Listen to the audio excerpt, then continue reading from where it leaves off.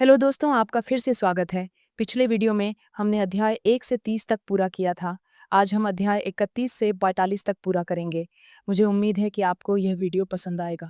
Silver dragon castle में एक और सुहाने दिन की शुरुआत होती है। सिल्वर ड्रैगन क्वीन के कमरे में, जहां वह और उसके पति आराम से सो रहे थे। पास की खिड़की पर कुछ चिड़ियों के जोड़े भी सुबह सुबह रोमांटिक अंदाज में दिख रहे थे। तभी अचानक उनके कमरे का दरवाज़ा खुला। आधी नींद से भरी आंखें मलते हुए मून अंदर आई और बोली, हाँ मॉम, क्या आप अभी तक जागी नहीं? लगता तो नहीं। उसकी हाइट छोटी थी, इसलिए पहले वह पास रखे सोफे पर चढ़ी और अपनी अब तक सो रही माँ की ओर देखने लगी। यह देखकर कि माँ अभी भी नहीं उठी, वह रोजवाइस के पास गई और उसे हिलाकर जगाने की कोशिश करने लगी। मॉम, जाग जाइए, सूरज कब का चढ़ चुका है। रोजवाइस की नींद बहुत गहरी थी। मून के बार बार हिलाने पर उसकी नींद टूटी, लेकिन थकी हुई और उनींदी हालत में उसने समझाया, मून, अभी जाओ और अपने डैड के साथ खेलो। मुझे थोड़ी देर और सोने दो, ठंड लग रही है। मून ने डैड की तरफ देखा। लियान भी गहरी नींद में आराम से लेटे थे। अब वह उनके पास जाकर भी उन्हें बार बार हिलाने लगी। डैड, उठ जाइए, सूरज की रोशनी तो आपके ऊपर तक आ रही है, आपने खुद को ठीक से ढका भी नहीं है। नींद में डूबे लियान ने धीमी आवाज में कहा, मून, यहाँ बहुत गर्मी है, क्या तुम अपने डैड को थोड़ी देर और सोने नहीं दोगी? मैं सच में बहुत थका हुआ हूँ। ये देखकर कि दोनों पेरेंट्स ही उठने से इनकार कर रहे थे, मून गुस्सा हो गई। वह नाराज होकर मुंह फुलाती हुई बोली, आखिर आप दोनों की प्रॉब्लम क्या है?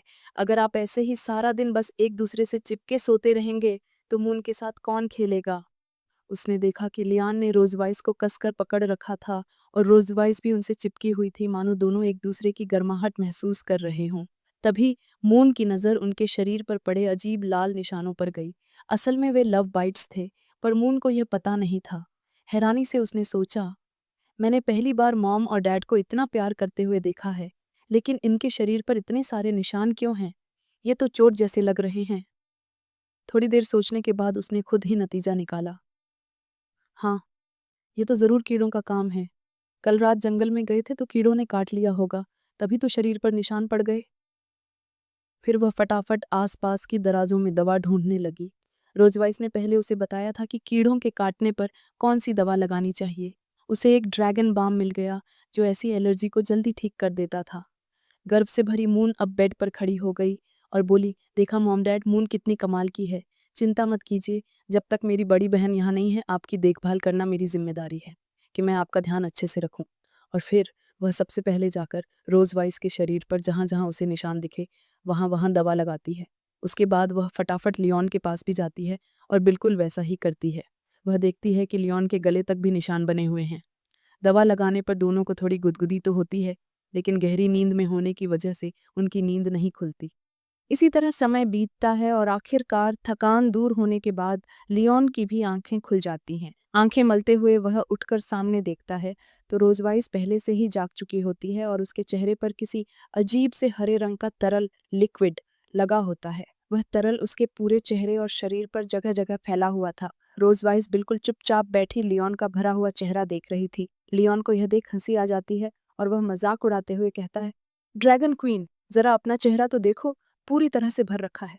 वह हंसते हंसते इतना मग्न हो जाता है कि उसे यह एहसास भी नहीं होता कि खुद उसका चेहरा रोजवाइस से भी बुरी हालत में था। रोजवाइस उससे कुछ नहीं कहती, बस शर्मा कर चुप रहती है। तभी वहां मून प्राउडली एंट्री मारते हुए आती है और बताती है, यह सब मैंने किया है। मैंने देखा कि मॉम के शरीर पर बहुत सारे लाल निशान बन गए थे, तो मैंने फटाफट मेडिसिन लगाई ताकि बाद में ये निशान रह न जाएं। यह सुनकर रोजवाइस एकदम शर्मा जाती है और अपना चेहरा फेर लेती है। उसे समझ नहीं आता कि मून को असलियत कैसे बताए। वहीं लियोन भी सोच में पड़ जाता है कि इस उम्र में बच्चे को ऐसी चीजें बताना बिल्कुल ठीक नहीं होगा, उसे कोई बहाना बनाना ही पड़ेगा। फिर मून खुश होकर उनसे पूछती है, क्या मैंने सच में अच्छा काम किया? लियोन और रोजवाइस दोनों जानते थे कि मून अपनी तारीफ सुनना चाहती है, इसीलिए लियोन उसके सिर पर हाथ फेरते हुए मुस्कुराकर कहता है, मून, तुमने तो कमाल कर दिया।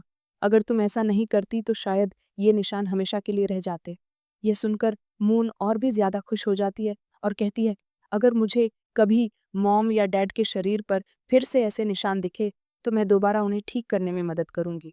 रोजवाइस और लियोन एक दूसरे की ओर देखते हैं और इशारों इशारों में कहते हैं कि चाहे जो हो जाए, अगली बार उन्हें ऐसी चीजें करने से पहले कमरे का दरवाज़ा ज़रूर लॉक करना चाहिए।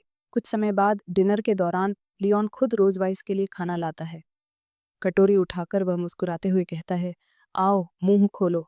रोज़वाइस थोड़ा घबराकर पूछती है, तुम आखिर क्या करने की कोशिश कर रहे हो? मुझे खुद से क्यों नहीं खाने दे रहे? लियोन मजाकिया अंदाज में ज़बरदस्ती उसके मुंह में चम्मच डालते हुए कहता है, क्योंकि अब मैं ही तुम्हें खाना खिलाऊंगा। तुमने काफी समय से ठीक से खाया नहीं है। ड्रैगन चाहे कितने भी समय तक बिना खाना पानी के रह सकते हो, लेकिन शरीर को जल्दी रिकवर करने के लिए अच्छा खाना जरूरी है। यह सुनकर रोजवाइस हल्की मुस्कान के साथ खाना चबाती है और कहती है, ये बात तो मैं भी जानती हूँ। पर असल में लियोन को रोजवाइस को खुद से खिलाने की कोई ज़रूरत नहीं थी, क्योंकि वह यह काम आसानी से खुद कर सकती थी। लेकिन खाना छकते ही उसके चेहरे पर हल्की सी शर्म झलक जाती है और वह कहती है, टेस्ट तो वाकई बहुत स्वादिष्ट है। लियोन भी खाना चखकर मुस्कुराता है और अपनी तारीफ करते हुए कहता है, तुमने बिल्कुल सही कहा, खाना सच में स्वादिष्ट है। आखिर क्यों ना हो, इसमें मैंने अपना प्यार जो डाला है। यह सुनकर रोजवाइस एक पल को हैरान रह जाती है। उसके लिए खाना तो बनाया गया था, लेकिन लियोन खुद भी बड़े मजे से वही खा रहा था। यह देखकर रोजवाइस गुस्से में उससे लड़ने लगती है। लियोन शरारत भरे अंदाज में खाने को इधर उधर घुमाते हुए कहता है, तुम अभी कमजोर हो, ज्यादा खा नहीं पाओगी। मैं बस तुम्हारी मदद कर रहा हूँ। रोजवाइस भौहें चढ़ाकर कहती है, किसने कहा कि मैं नहीं खा सकती? और फिर लियोन हंसते हुए उसे दोबारा खिलाना शुरू कर देता है। धीरे धीरे समय बीतता है और आखिरकार रोजवाइस पूरा कटोरा खत्म कर देती है। यह साफ था कि खाना सच में बहुत स्वादिष्ट बना था। रोजवाइस को उठाते हुए लियोन मजाकिया अंदाज में कहता है, वैसे तुम्हें याद दिला दूं, जब तुम इतनी कमजोर थी कि चल भी नहीं पाती थी, मैंने तुम्हारे नहाने से लेकर खाना खिलाने, कपड़े बदलवाने और बाकी सब चीजों का ध्यान रखा। देखा ना, मैं कितना अच्छा हूँ। रोजवाइस शर्माकर आंखें तरेरते हुए कहती है, तो क्या अब खाना खिलाने के बाद मुझे टॉर्चर भी करना चाहते हो, या फिर आज की रात मुझे चैन से बैठने दोगे? लियोन मुस्कुराकर जवाब देता है, इसे टॉर्चर कैसे कह सकती हो? मैं तो बस एक अच्छा पति बनकर तुम्हें और ज्यादा प्यार देना चाहता हूँ। यह सुनकर रोजवाइस एकदम लाल पड़ जाती है और जब लियोन कमरे से निकलने लगता है तो पीछे से गुस्से में चिल्लाती है, ठीक है, याद रखना, जब मैं पूरी तरह ठीक हो जाऊंगी तो हर चीज का हिसाब बराबर करूंगी। जितना तुमने मुझे सताया है उसका पूरा बदला लूंगी। लियोन हंसते हुए हाथ हिलाकर कहता है, ठीक है, देखते हैं। उसके जाते ही रोजवाइस दांत पीसते हुए बड़बड़ाती है, हाँ, ये हरामखोर ड्रैगन स्लेयर, इसे तो सच में टॉर्चर करने के इतने तरीके आते हैं, पर देखना बाद में इसका क्या हाल करूंगी। गुस्से में वह पास की दीवार पर हल्का सा मुक्का मारती है, लेकिन उसकी हल्की सी ताकत से भी दीवार का एक हिस्सा टूटकर बिखर जाता है। यह देखकर रोजवाइस समझ जाती है कि उसकी ताकतें आखिरकार लौट आई हैं। अब वह सोचने लगती है कि आने वाले समय में चीजें कैसे बदलेंगी। दूसरी ओर किचन में लियोन बर्तन धोते हुए गुनगुना रहा था। शांति के कुछ पलों का मजा लेते हुए वह धीरे से कहता है, रोजवाइस, मैं उम्मीद करता हूँ कि तुम्हारी ताकत थोड़ी देर बाद ही वापस आए, ताकि मैं तुम्हारा और कुछ समय तक ध्यान रख सकूं और तुम्हें और थोड़ा सताता रहूं। पर उसे जरा भी अंदाजा नहीं था कि चीजें अब उसके लिए मुश्किल होने वाली हैं। जिन पलों को वह हल्का फुल्का मजाक समझ रहा था, वही शायद जल्द ही उसके खिलाफ पलटने वाले थे। उस रात सिल्वर ड्रैगन कैसल के कमरे में ऐना दाखिल होती है। उसके हाथ में एक दवा की बोतल थी। पास जाकर वह बोतल रोजवाइस की मेज पर रखती है और कहती है, ये वही दवा है जो डॉक्टर ने बताई थी, इससे तुम्हारी ताकत जल्दी लौट आएगी। लेकिन रोजवाइस मुस्कुराकर जवाब देती है, अब इसकी जरूरत नहीं, मेरा शरीर पहले ही रिकवर हो चुका है। ऐना पहले तो विश्वास नहीं कर पाती। उसे लगता है रोजवाइस दवा पीने से बचने के लिए बहाना बना रही है, लेकिन तभी उसकी नज़र कमरे की टूटी हुई दीवार पर जाती है और सच्चाई उसे साफ साफ समझ आ जाती है। वे दीवारें, जो साधारण दीवारों से कहीं अधिक मजबूत होती थीं, टूट चुकी थीं। ऐना हैरान होकर पूछती है, क्या ये दीवार आपने तोड़ी है, योर मैजेस्टी? रोजवाइस हल्की शर्मिंदगी के साथ कहती है, हाँ, असल में मैं अपनी ताकत को कंट्रोल नहीं कर पाई, लेकिन कल किसी को बुलाकर इसे ठीक करवा दूंगी। हैना मुस्कुराते हुए धीरे धीरे कमरे से निकलने लगती है। वह खुश थी कि कम से कम उसकी मैजेस्टी रिकवर हो रही है, लेकिन जैसे ही वह बाहर जाने वाली होती है, रोजवाइस अचानक उसे आवाज लगाकर रोक लेती है। कुछ पल सोचने के बाद रोजवाइस हल्की झिझक के साथ कहती है, एना, तुम लियोन को मत बताना कि मेरी ताकत वापस आ चुकी है। मैं चाहती हूँ कि वो मेरा थोड़ा और ख्याल रखे, शायद 2-3 दिन और। हैना सब कुछ समझ जाती है। उसके चेहरे पर हल्की मुस्कान आ जाती है। वह सोचती है कि असल में यही तो प्यार की निशानी होती है, जब पत्नी अपने पति का स्नेह और ध्यान पाना चाहती है। वह सिर हिलाकर हामी भरती है और वहां से चली जाती है। रोजवाइस मन ही मन बेहद खुश थी। अच्छा है, अब लियोन को कोई नहीं बताएगा। और हाँ लियोन, अब देखना, तुम्हारे अच्छे दिन खत्म होने वाले हैं। 2 दिन बाद कैसल के बाहर गार्डन में लियोन अपनी बेटी मून के साथ खेल रहा था। मून उत्साह से उछलती हुई उसके पास आती है और कहती है, डैडी, डैडी। मून वो टेक्निक सीखना चाहती है, वही टेक्निक जब आपका शरीर चमकने लगा था। लियोन चौंक जाता है। कौन सी चमक मून? तुम कहीं मैजिक की बात तो नहीं कर रही? मून तुरंत वही फुटस्टेप दोहराकर दिखाती है जो लियोन ने उस समय किया था जब वह रोजवाइस के हमले से बच रहा था। वह हंसते हुए कहती है, हाँ, वही वाली टेक्निक, मैं भी वैसा सीखना चाहती हूँ। लियोन थोड़ा जिज्ञासु हो उठता है और पूछता है, अचानक तुम्हें मैजिक सीखने की इतनी इच्छा क्यों हो रही है मून, कोई खास वजह? थोड़ा शर्माते हुए मून बताती है, असल में मेरी सिस्टर नोआ अकादमी में पहले से बहुत कुछ सीख रही है। हर चीज़ में वो मुझसे आगे है, स्मार्टनेस में भी।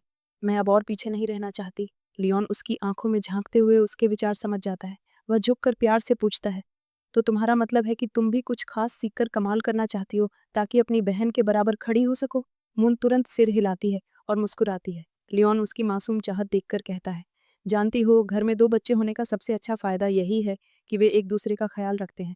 और हाँ, आपस में थोड़ा बहुत कंपटीशन भी रहता है, यही उन्हें और मजबूत बनाता है। असल में लियोन जानता था कि मून अपनी बहन नोआ को बेहद मानती है। वह उसे खोना नहीं चाहती थी। उसे डर था कि अगर नोआ बहुत आगे निकल गई और वह पीछे रह गई तो कहीं उनके बीच का रिश्ता कमजोर न हो जाए। जैसा कि कहते हैं, काबिलियत का न होना अक्सर रिश्तों में दूरी ले आता है। इसी सोच से प्रेरित होकर लियोन मून को सच्ची लगन से समझाना और प्रोत्साहित करना शुरू कर देता है। ठीक है मून, अगर तुम इतनी मोटिवेट हो तो तुम्हारा डैड ही तुम्हें आज मैजिक सिखाने वाला है। तो सबसे पहले शुरुआत करेंगे सबसे सिंपल मैजिक स्टेप्स से। ये सुनकर मून बहुत ज़्यादा एक्साइटेड हो जाती है और तुरंत अपने डैड को शुरू करने के लिए कहती है। थोड़े समय बाद हम देखते हैं कि मून पूरी तरह से स्ट्रगल कर रही थी अपने शरीर के अंदर उस मैजिक ब्लॉक को कंट्रोल करने के लिए। कई घंटे बीतने के बाद लियोन उसकी तरफ देखता है और पाता है कि अभी तो सिर्फ कुछ ही घंटे हुए थे, लेकिन मून वास्तव में अपने शरीर के अंदर के मैजिक ब्लॉक को बाहर निकालने लगी थी। अगर ऐसा ही चलता रहा तो जल्दी ही उसके पास मैजिक पर कंट्रोल आ जाएगा, यानी मैजिक अवेकनिंग, जिसके बाद ही वह असली मैजिक पावर्स का इस्तेमाल कर सकती थी।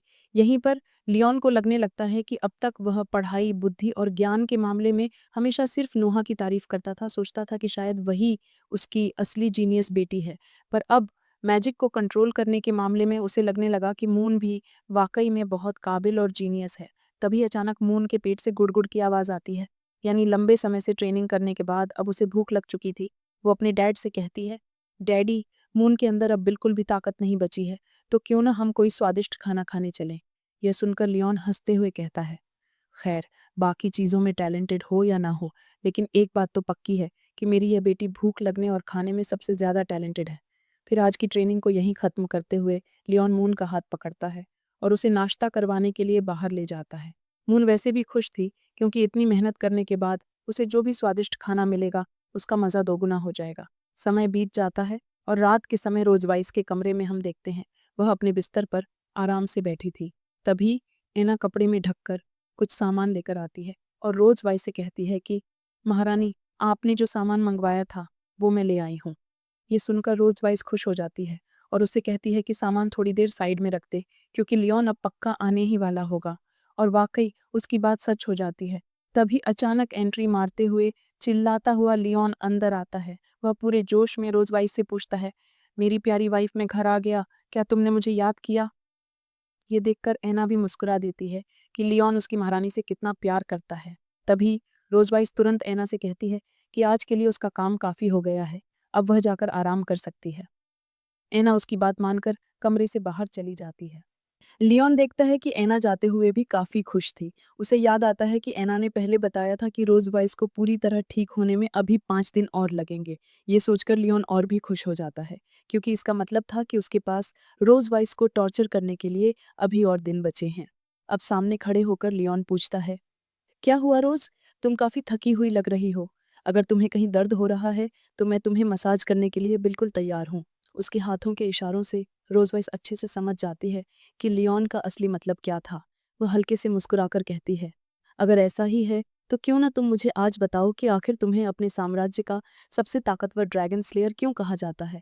क्योंकि देखकर तो लगता है कि बस 2 दिन में ही तुम्हारी हालत खराब हो चुकी है। क्या हुआ? बस इतना ही कर सकते थे? यानी रोज वाइस का असली मतलब था कि लियोन ने तो बस 2 दिन ही उसे परेशान किया था, तो क्या उसके पास हुक्म चलाने का सिर्फ इतना ही स्टेमिना था? यह सुनते ही लियोन चिढ़कर बोल पड़ा, ड्रैगन क्वीन, आखिर तुम कहना क्या चाहती हो? गुस्से में उसने रोज वाइस की चादर पकड़कर झटके से ऊपर खींच दी और ऊंची आवाज में बोला, मैं तो बस तुम्हें आराम देना चाहता था। तुम इतने दिनों से थकी हुई लग रही थी, इसलिए सोचा आज तुम्हें थोड़ा रेस्ट करने दूं। पर लगता है तुम्हारी यह जिद खत्म होने का नाम ही नहीं ले रही। शायद तुम और टॉर्चर चाहती हो, तो फिर क्यों ना तुम्हारी ये ख्वाहिश भी पूरी कर दूं।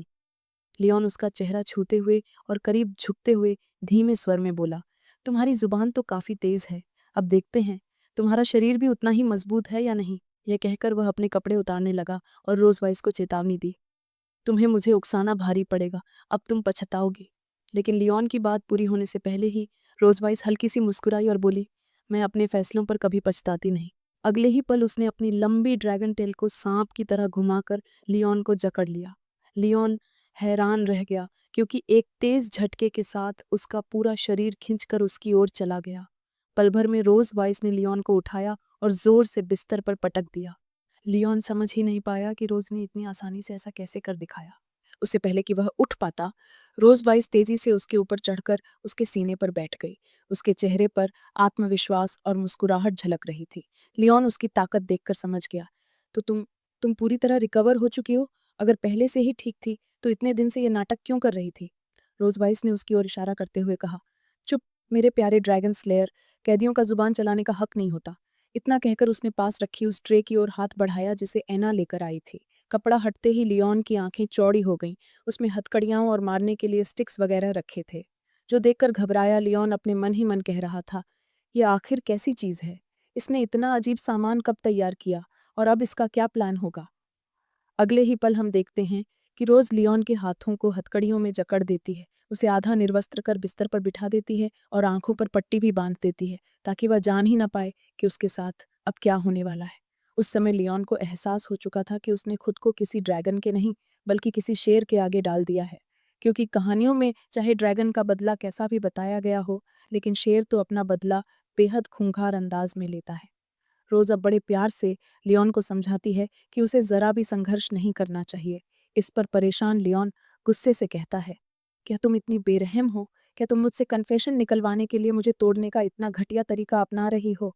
और फिर माहौल को थोड़ा हल्का करने के लिए हमें एक फ्लैशबैक दिखाया जाता है। कुछ दिन पहले जब रोज सोई हुई थी, तब लियोन उसके बालों को अलग अलग तरीकों से बांधने की कोशिश कर रहा था। एक बार तो रोज ने उसे ऐसा करते हुए देख भी लिया और पूछा कि वह उसके बालों के साथ क्या कर रहा है। जवाब में लियोन ने उसे आईने में उसका ही चेहरा दिखाया, जहां उसने रोज को एक नया और खूबसूरत हेयर स्टाइल दिया था। ये देखकर रोज पहले तो हैरान रह गई और पूछा कि उसने ये सब कहाँ से सीखा, लेकिन भीतर ही भीतर उसे वह हेयर स्टाइल बहुत पसंद आया था। उसने कुछ समय तक अपने बाल वैसे ही रहने भी दिए थे। खैर, अब कहानी वापस आती है टॉर्चर पर। शुरू होने से पहले ही लियोन रोज से कह देता है, ड्रैगन क्वीन, मैं तुम्हें साफ बता दूं, मुझे पहले से ही टॉर्चर की ट्रेनिंग मिल चुकी है। चाहे मेरे साथ कितना भी जुल्म क्यों ना हो, मैं अपने अंदर की बातें कभी किसी को नहीं बताऊंगा। लियोन की बात सुनकर रोज मुस्कुराती है और पास रखी क्रिस्टल बॉल उठाकर उसे सक्रिय करती है। तभी उसमें लियोन की पुरानी रिकॉर्डिंग चलने लगती है। वो पल जब वह बेकाबू होकर रोज से गिड़गिड़ा रहा था, उसे किस करने की भीख मांग रहा था। यह देखकर लियोन शर्म से झुक जाता है कि वाकई उसने ऐसा किया था।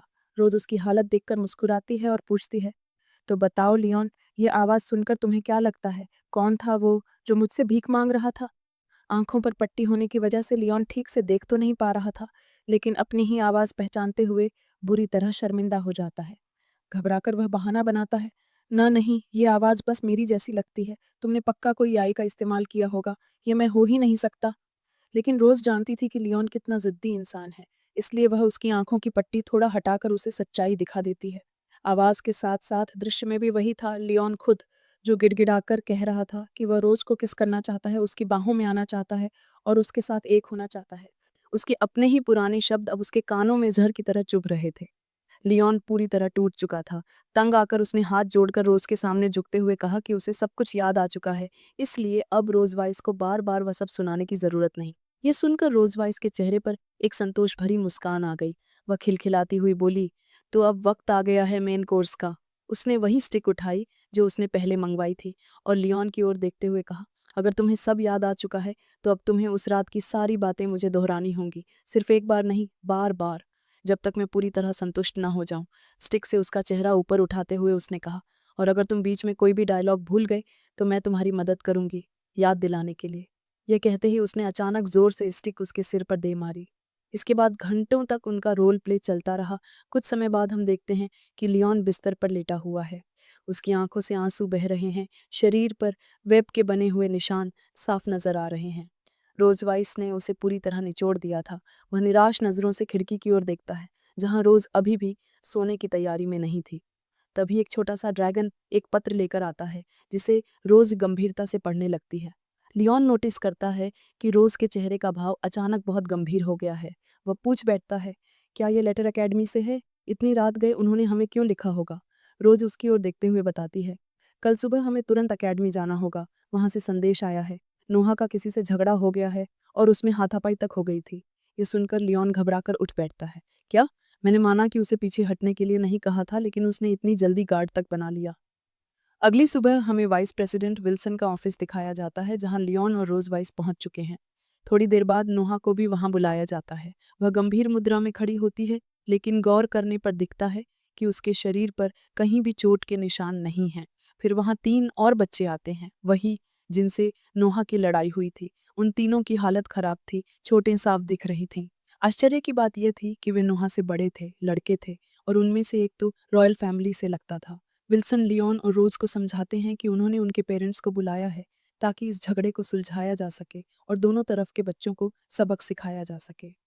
लेकिन यह सुनकर रोज वॉइस का पारा चढ़ जाता है। उसे पता चलता है कि असल में तीनों लड़कों ने मिलकर उसकी बेटी पर हमला किया था। वह गुस्से से उन बच्चों की ओर घूरती है और गरज कर कहती है, वाइस प्रिंसिपल, आपकी बात का मतलब यह है कि ये 3 निकम्मे चूजे मेरी बेटी को नुकसान पहुंचाने के लिए उस पर टूट पड़े थे? उस मदर ड्रैगन का गुस्सा देखकर तीनों लड़के बुरी तरह सहम जाते हैं।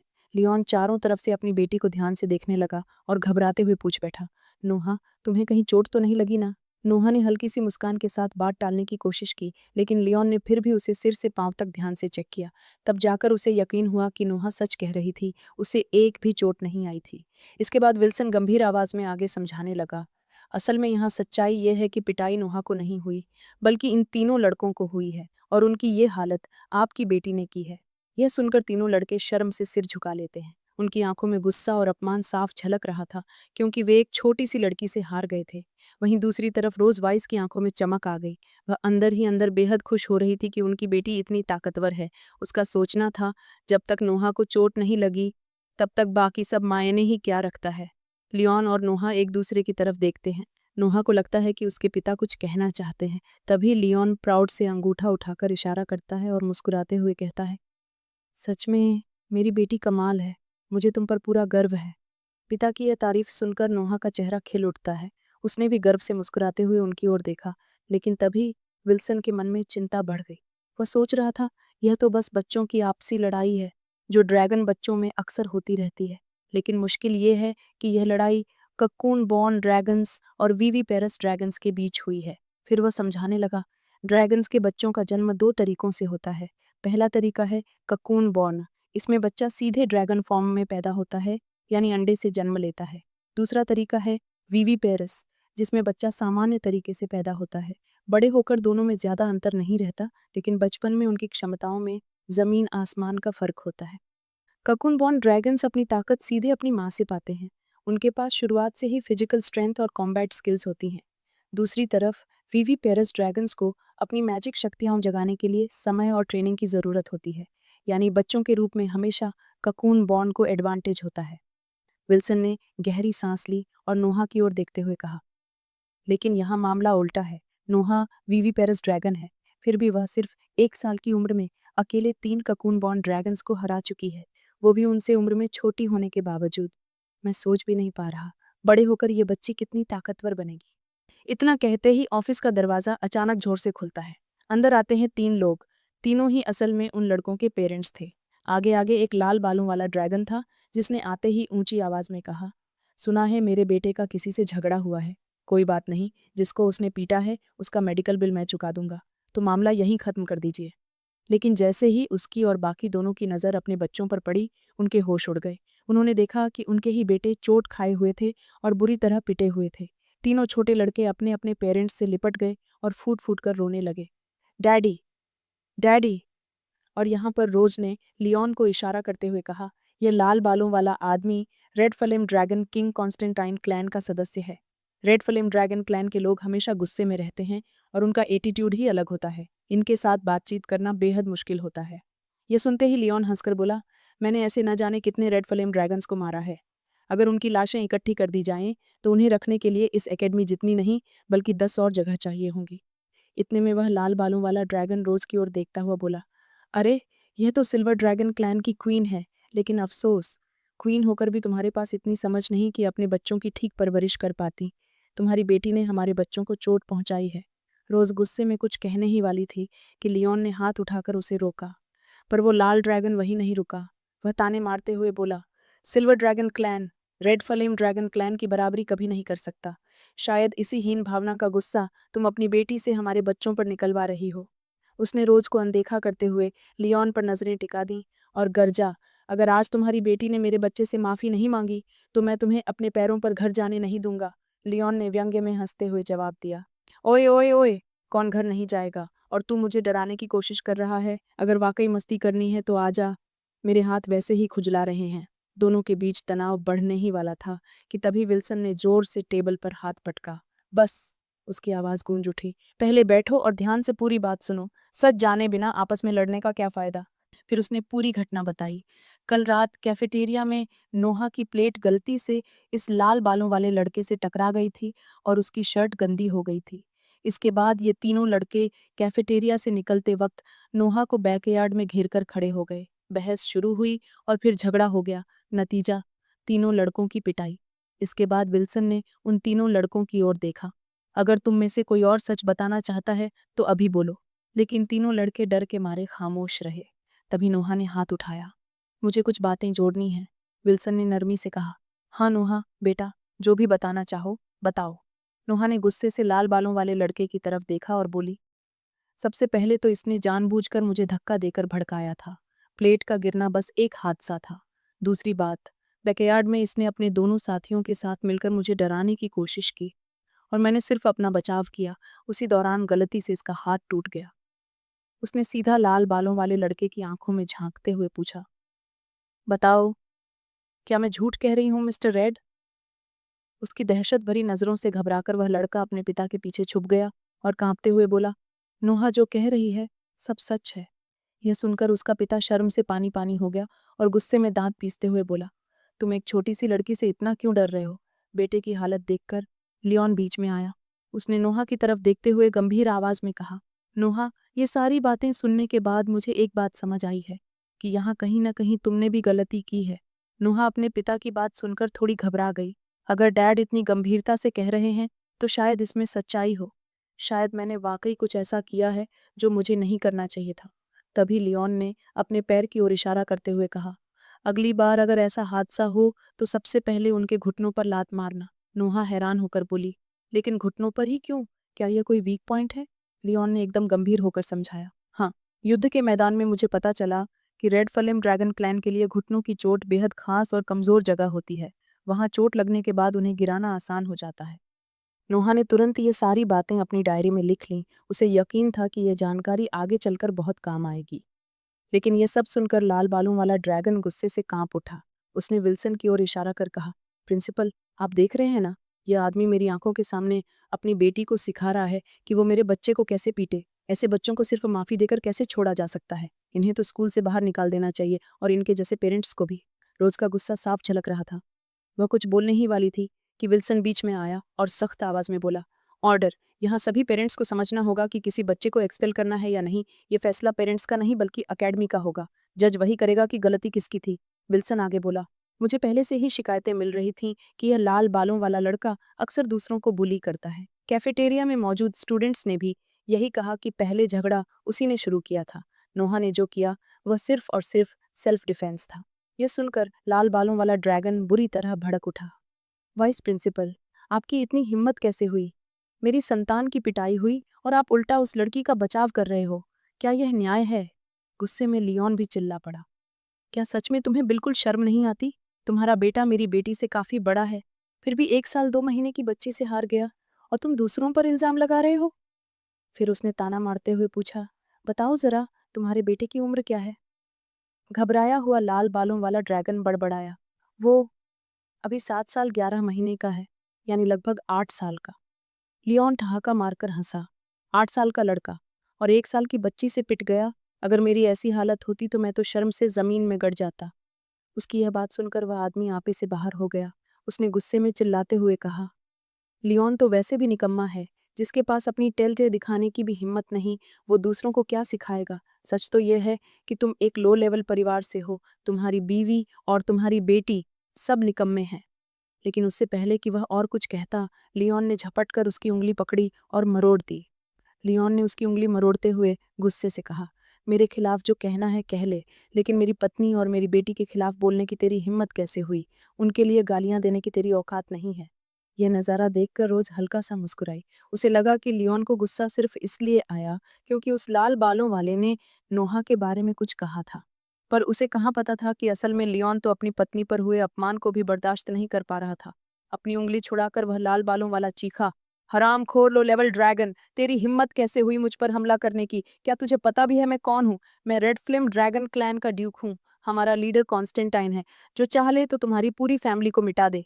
वह लियोन पर झपटने ही वाला था कि अकेडमी के गार्ड और शिक्षक तुरंत बीच में आ गए, क्योंकि अकेडमी के नियमों के तहत कैंपस में लड़ाई बिल्कुल मना थी। लियोन ने उसे चिढ़ाने के अंदाज में कहा, अरे डर गया मैं, बचाओ मुझे। उसकी नकली डराने की एक्टिंग से सामने वाला और भी तिलमिला उठा। तभी रोज बीच में आई और ठंडी लेकिन सख्त आवाज में बोली, ये कैसी पेरेंटिंग है? यहाँ तो बस बच्चों की एक छोटी सी लड़ाई हुई थी, ना इससे तुम्हारे स्टेटस पर कोई फर्क पड़ने वाला है और ना हमारी क्लैन की इज्जत पर। तो बेहतर यही होगा कि फालतू बातें छोड़ो और अकेडमी को डिसाइड करने दो कि किसे क्या सजा मिलेगी, और हम सबको उसका पालन करना होगा। विल्सन भी राहत की सांस लेते हुए बोला, कम से कम लियोन की पत्नी तो समझदार है।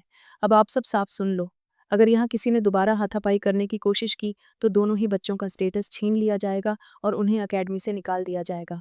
लाल बालों वाला ड्रैगन अब भी गुस्से से कांप रहा था। वह रुकना नहीं चाहता था, लेकिन उसका बेटा रोते हुए बोला, डैड प्लीज, मैं इस स्कूल में पढ़ना चाहता हूँ, कुछ मत कीजिए। अपने बेटे की बात सुनकर वह मन मारकर बोला, ठीक है, हम अकेडमी के फैसले को मान लेंगे, पर याद रखना, ये तो बस शुरुआत है। वह मन ही मन कसम खा चुका था कि स्कूल के भीतर तो चुप रहेगा, लेकिन बाहर मिलकर लियोन और उसकी फैमिली को सबक जरूर सिखाएगा। लेकिन लियोन बस हल्की मुस्कान लिए उसकी ओर देखता रहा। उसे बिल्कुल भी फर्क नहीं पड़ता था कि उसका दुश्मन कौन है। विल्सन ने सभी की ओर देखते हुए निर्णय सुनाया, यहाँ गलती सबसे पहले लाल की थी। नोहा ने सिर्फ और सिर्फ सेल्फ डिफेंस में जवाब दिया, इसलिए नोहा को किसी तरह की सजा नहीं दी जाएगी, बस वर्बल एजुकेशन दी जाएगी। उसे सिखाया जाएगा कि अपनी किन बातों में सुधार करना है। वहीं लाल और बाकी दोनों बच्चों को एक सेल्फ रिव्यू लेसन लिखकर अपने क्लास टीचर को सौंपना होगा। इसके अलावा इस हफ्ते भर उन्हें क्लास की सफाई और अन्य जिम्मेदारियां भी निभानी होंगी। यही इस मामले की अंतिम जजमेंट है। सभी को यह फैसला चुपचाप मानना पड़ा। थोड़ी देर बाद नोहा अपने माँ बाप के पास आई और बोली, अब मुझे वापस क्लासरूम जाना होगा। टीचर ने जो काम दिया है वो मुझे पूरा करना है। उसकी बात सुनकर लियोन और रोजवाइज दोनों मुस्कुराए और उसे मोटिवेट किया। पीछे से आवाज लगाता लियोन बोला, नोहा, याद रखना, अगर कोई तुम्हें फिर से बुली करने की हिम्मत करे तो सबसे पहले उनके घुटनों पर वार करना। उसके बाद वो किसी को मुंह दिखाने लायक नहीं रहेंगे।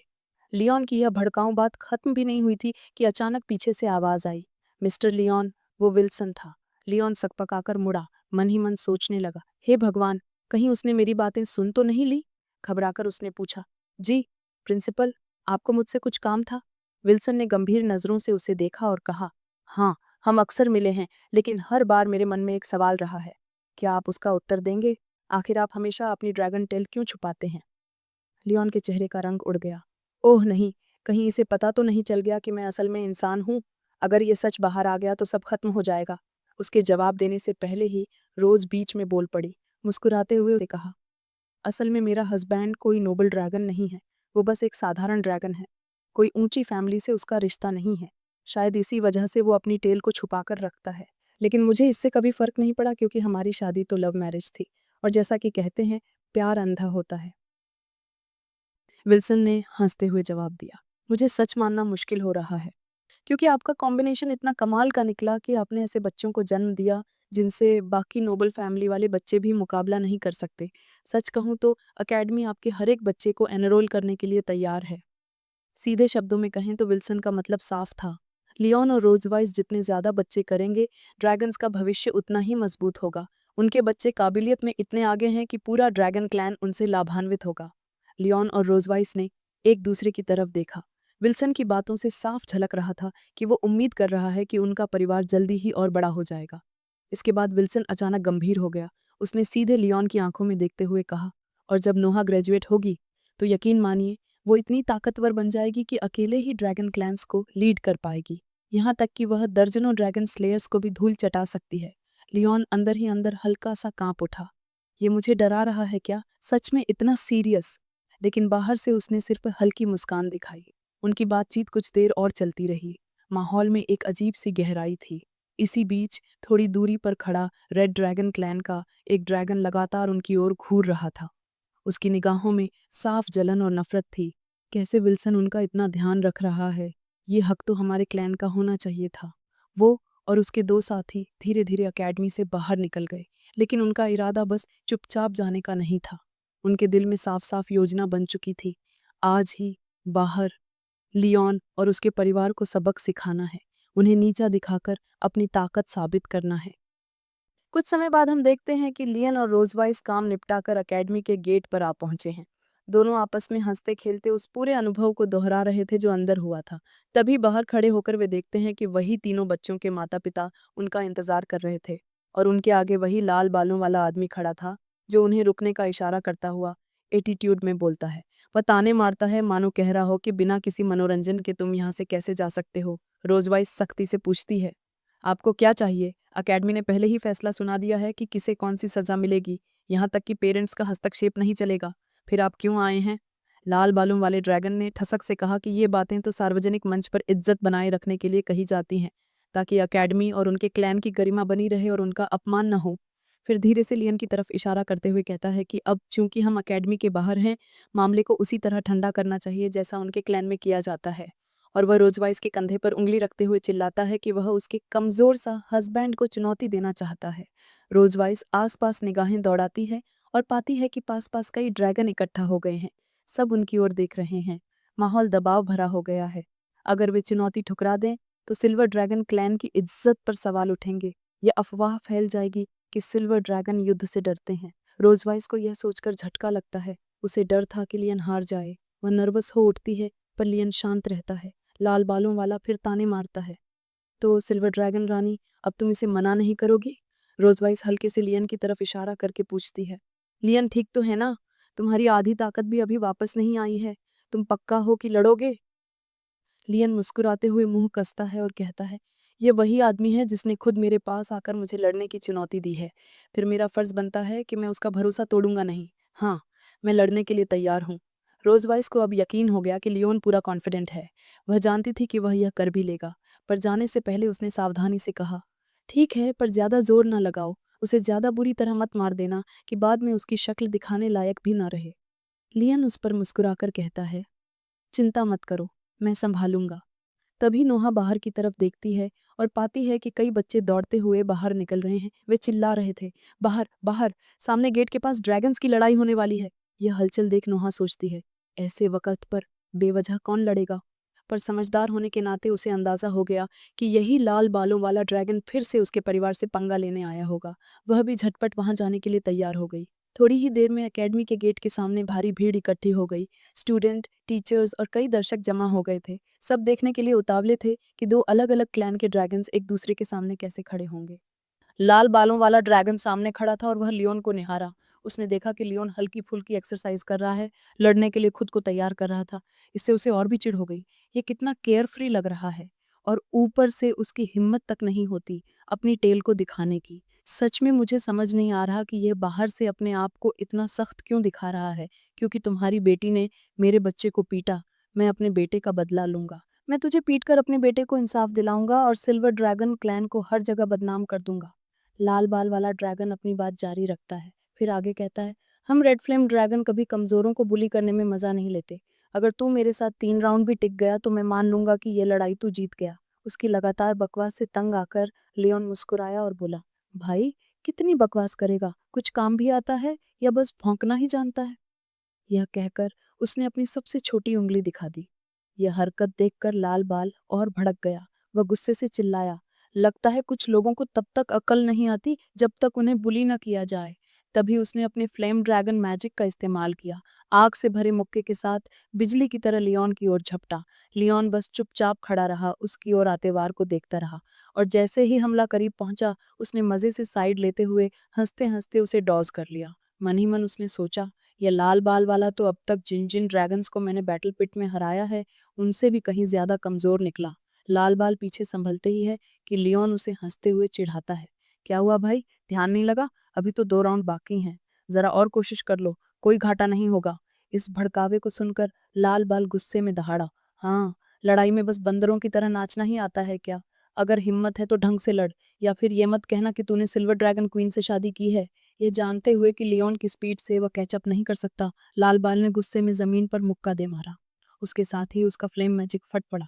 जमीन टूट गई और दरारों से आग उगलती हुई लियोन की ओर बढ़ी, लेकिन लियोन तुरंत हवा में उछल गया और उस वार से बच निकला।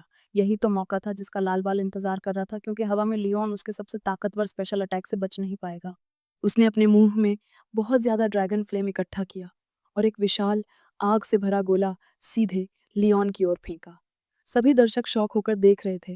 गोला लियोन के चेहरे के बिल्कुल सामने पहुंच चुका था और बस टकराने ही वाला था, लेकिन तभी पता नहीं कैसे लियोन हवा से ही गायब हो गया और पलक झपकते जमीन पर आ उतरा।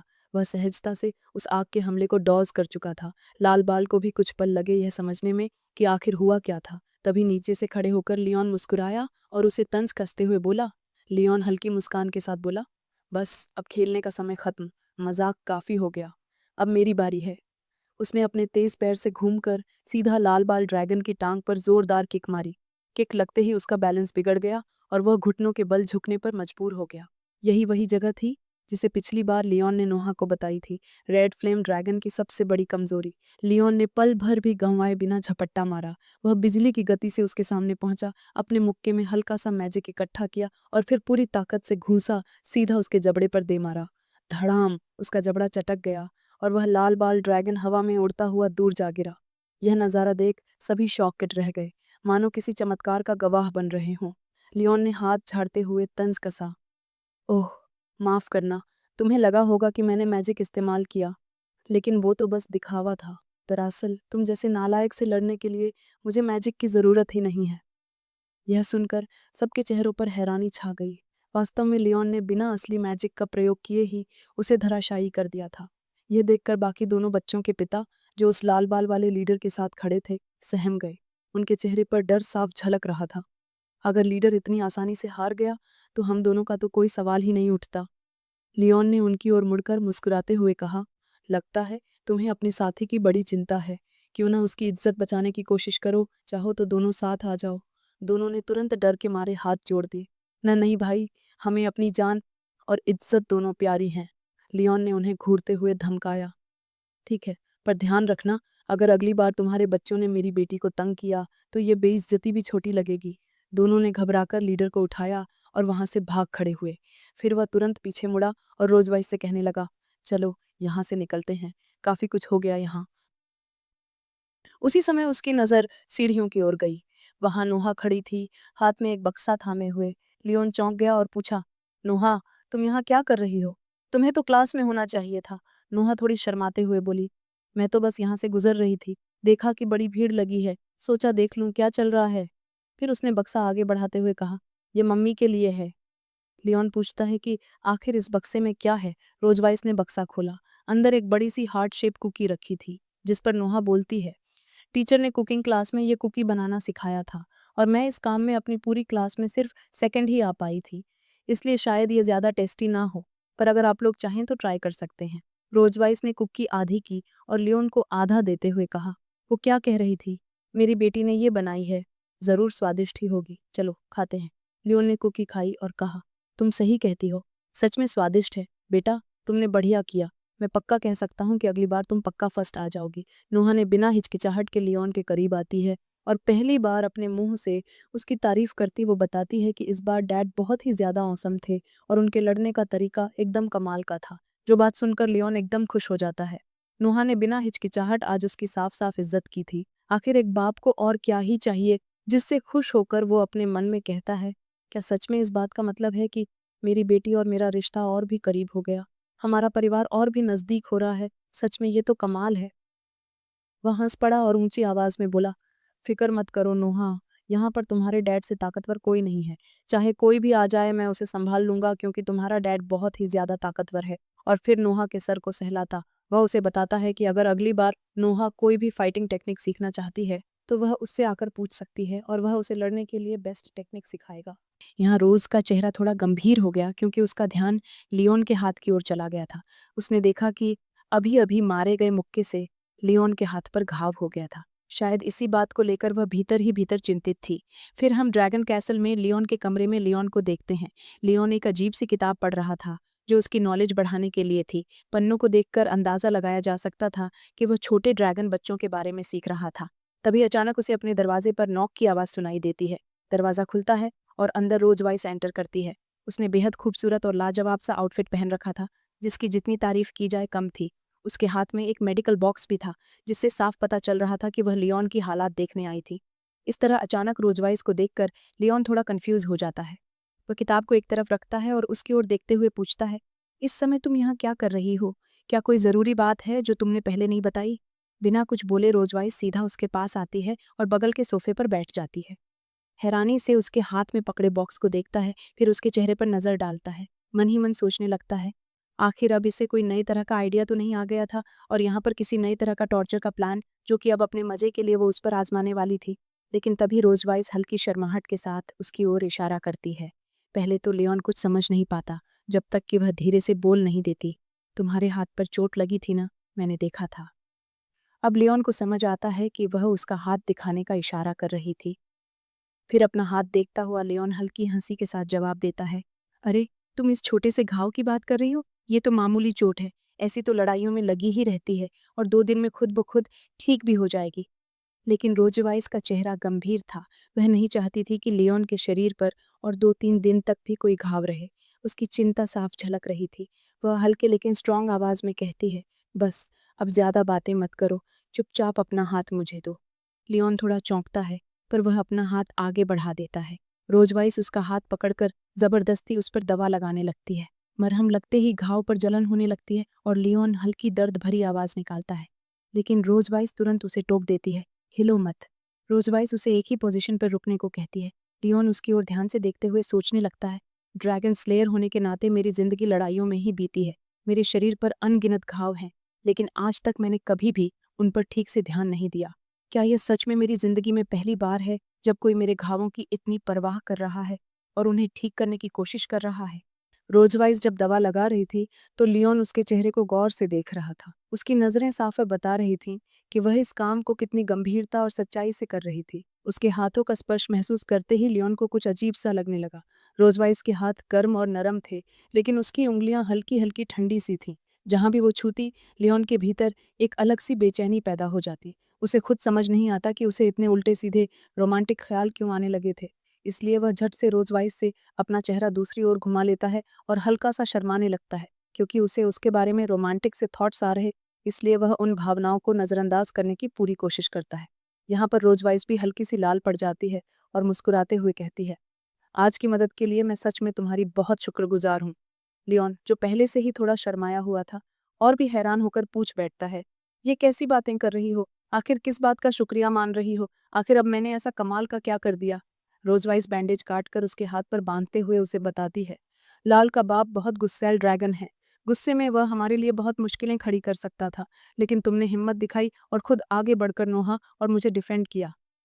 लियोन हल्की मुस्कान के साथ जवाब देता है, देखो, भले ही हम एक दूसरे को ज्यादा पसंद नहीं करते और एक दूसरे के लिए अजनबी जैसे ही हैं, पर कम से कम दूसरों के सामने तो तुम मेरी पत्नी हो। और हाँ, उस लाल के बाप से मैंने लड़ाई तुम्हें बचाने के लिए नहीं, सिर्फ नोहा के लिए की थी। रोजवाइस उसकी बात मानकर हंसते हुए कहती है, हाँ मुझे पता है, तुम जिद्दी हो, पर कभी तो शर्म करके हाँ कहा करो। फिर थोड़ी देर रुककर वह आगे बताती है, खैर, जो भी हो, मुझे तुम्हें एक बात बतानी थी। मेरी बहन ने हमारी पूरी फैमिली को अपने घर आने के लिए इनवाइट किया है। यह सुनकर लियोन तुरंत साफ मना कर देता है कि वह उसकी बहन के घर नहीं जाना चाहता। उसका जवाब सुनकर रोजवाइस थोड़ा गुस्सा हो जाती है और पुराने टॉर्चर को वापस चालू करने का आइडिया देती है। यह देखकर लियोन तुरंत घबरा जाता है और फटाफट हामी भर देता है कि वो उसके साथ जाएगा। फिर अगले दिन हम देखते हैं रोजवाइस को उसकी खूबसूरत सिल्वर ड्रैगन फॉर्म में। वह आसमान को चीरती हुई तेज उड़ान भरते हुए एक विशाल कैसल की ओर जा रही थी। अपने मैजेस्टिक ड्रैगन रूप में जैसे ही उसने जमीन पर लैंड किया, हवा का तेज झोंका चारों तरफ की चीजों को उड़ा ले गया। उसकी पीठ पर सवार बाकी लोग उतरते हैं। लियोन, जिसने सलीके से अपना सूट पहन रखा था, अपनी गोद में सोई हुई मून को पकड़े हुए था और धीरे धीरे उसे उठने को कह रहा था। नोहा हमेशा की तरह सीरियस और चुपचाप तैयार होकर उसके पीछे पीछे चल रही थी। इसी दौरान दूर से रोजवाइस की बहन उसे देख लेती है। उसकी आंखों में चमक भर आती है और वो खुशी से उसकी तरफ भागती है। मेरी प्यारी छोटी रोज, मैं कब से तुम्हारा इंतजार कर रही थी। आखिरकार तुम अपनी खूबसूरत ड्रैगन फॉर्म में सामने आ ही गई। वो सीधा उसकी ड्रैगन फॉर्म को गले लगा लेती है और खुशी से अपने आप को उससे रगड़ते हुए बार बार चिल्लाने लगती है। सच में रोज की ड्रैगन फॉर्म तो सबसे कमाल की है। थोड़ी देर बाद रोजवाइस वापस अपने इंसानी रूप में ट्रांसफॉर्म हो जाती है, लेकिन उसकी बहन की बाहें अब भी उसी तरह लिपटी हुई थीं, इतनी कि उसके हाथ कुछ गलत जगहों तक पहुंच चुके थे और वो कुछ कीमती चीजों को दबाती हंसते हुए वो चिढ़ाती है। तुम तो ड्रैगन फॉर्म में भी क्यूट लगती हो और ह्यूमन फॉर्म में भी, रोजवाइस शर्माकर धीरे से कहती है। सिस्टर, आप पीछे हटो, वो भी इतनी भीड़ में। फिर मुस्कुराते हुए वह अपनी बहन को संभालते हुए कहती है, अब मुझे इंट्रोडक्शन करने दो। मैं आपको मेरी बेटियों और हस्बैंड से इंट्रोड्यूस करवाती हूँ, जिनसे आप पहले औपचारिक तौर पर नहीं मिली हो। वो लियोन के पास जाती है और कहती है, यह है मेरे हस्बैंड, लियोन कॉस्मोड। लियोन, जिसे समझ ही नहीं आ रहा था कि क्या कहे, बस हल्की मुस्कान के साथ चुपचाप खड़ा रह जाता है। रोजवाइस की बहन हंसते हुए हाथ हिलाती है और कहती है, अरे आखिरकार मैंने लियोन को जागते हुए देख ही लिया, वरना जब जब मैं आई थी तब तब तो ये कोमा में ही पड़े थे। इसके बाद रोजवाइस अपनी दोनों बेटियों का परिचय करवाती है। नोहा एकदम साइलेंट होकर बस हल्का सा सिर हिला देती है, क्योंकि वो थोड़ी इंट्रोवर्ट थी, लेकिन मून पूरे उत्साह से अपनी आंटी को हाय करती है और उनका हाल चाल पूछती है। रोजवाइस की बहन ईशा तुरंत मून को अपनी बाहों में भर लेती है और प्यार से कहती है, इसके बर्ताव से तो साफ है ये मून ही है, और पीछे खड़ी ये नोहा। मून हंसते हुए सिर हिलाती है, बिल्कुल सही आंटी। रोजवाइस की बहन ईशा फिर हंसकर कहती है, जैसा कि रोज ने अपने लेटर में लिखा था, दोनों की पर्सनैलिटी बिल्कुल वैसी ही है। वो हाथ फैलाकर नोहा को भी अपने पास बुलाती है। आओ ना नोहा, तुम अपनी आंटी को गले नहीं लगाओगी? इतनी क्यूट बच्ची होकर भी क्यों शर्मा रही हो? पहले तो नोहा झिझकती है, लेकिन आखिरकार मान जाती है।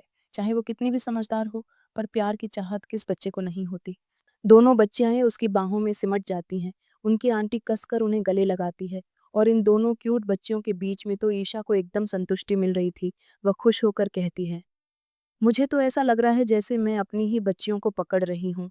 सोच भी नहीं सकती थी कि मैं इतनी प्यारी प्यारी ड्रैगन बेटियों को गले लगाऊंगी, वो भी मेरी क्यूटी बहन रोजवाइस की।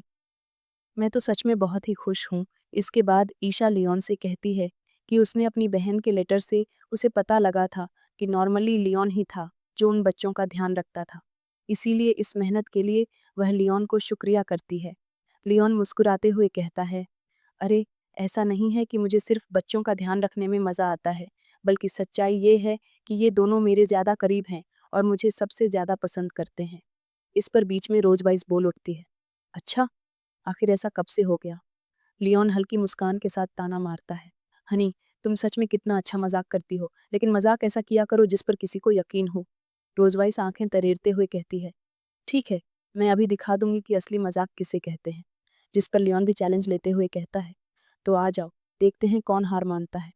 उनकी इस नोकझोंक को देखकर ईशा हंस पड़ती है और मजाकिया अंदाज में कहती है, सच में लियोन और रोजवाइस का रिश्ता काफी कमाल का है। यह सुनकर दोनों एकदम शर्मा जाते हैं और इधर उधर मुंह फेर लेते हैं। रोजवाइस झेंपते हुए कहती है, ऐसा कुछ भी नहीं है, हमारा रिश्ता बस ठीक ठाक आम सा है, बस। लेकिन उनके चेहरे पर साफ झलक रहा था कि उनके बीच अनकहा प्यार मौजूद था। फिर ईशा कहती है, इतना लंबा ट्रैवल करने के बाद तुम दोनों थक गए होगे, अभी अंदर चलो, थोड़ा आराम कर लो।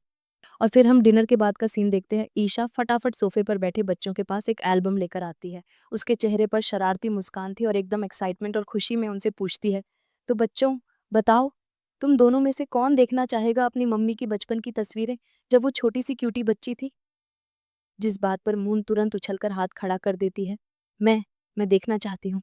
ये सुनते ही रोजवाइस चौकन्नी हो जाती है। और झपट कर एल्बम छीनने के लिए अपनी बहन पर हमला कर देती है और यह पूछती हुई कि आखिर उसकी बहन ने अभी तक इन फोटो को सेव क्यों कर रखा था। लेकिन ईशा बड़ी आसानी से उसके हमलों से बच निकलती है और एल्बम को कसकर पकड़ लेती है। मुस्कुराते हुए कहती है, इतना शर्माने की कोई ज़रूरत नहीं है रोज़। अगले ही पल ईशा और लियोन की नज़रें मिलती हैं। दोनों की आंखों में शरारती चमक थी। बिना कुछ कहे ही दोनों एक दूसरे का इशारा समझ जाते हैं। ईशा झटपट एल्बम लियोन की ओर फेंकती है। लियोन, जो पहले से मौके का इंतजार कर रहा था, तुरंत एल्बम को पकड़ लेता है और रोज वाइस से दूर हटकर उसे खोलने लगता है, इस उम्मीद में कि आखिर उसे रोज के पास्ट में क्या देखने को मिलेगा। उसके चेहरे पर उत्सुकता साफ थी। देखते हैं वाइफ, आखिर तुम्हारे पास्ट में कौन सी शरारती और शर्मनाक तस्वीरें छिपी हुई हैं। रोजवाइस एकदम घबराकर और शर्माकर पीछे हटती है। लेकिन जैसे ही लियोन किताब खोलता है, उसके भीतर से एक अनोखी रोशनी आती है।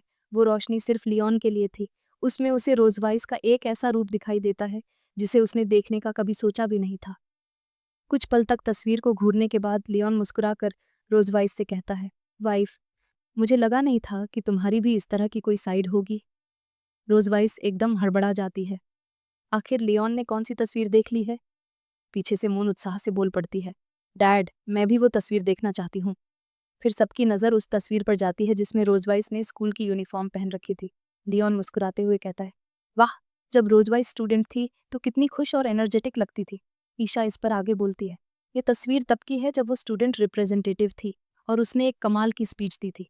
उस समय रोजवाइस बेहद पॉपुलर और सबसे सुंदर मानी जाती थी।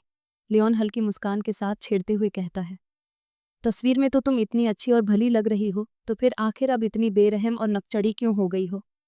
ये सुनते ही रोजवाइस गुस्से में उसके पैर पर अपने हील से जोर से दबा देती है। आह! लियोन दर्द से चीख उठता है। रोजवाइस झटपट तस्वीर उसके हाथ से छीन लेती है और आंखें तरेर कर कहती है, ज्यादा हवा में मत उड़ो, वरना अगला निशाना तुम हो सकते हो। मेरी बहन भले अभी मुझे छेड़ रही हो, लेकिन अगली बार वो तुम्हें भी नहीं छोड़ेगी।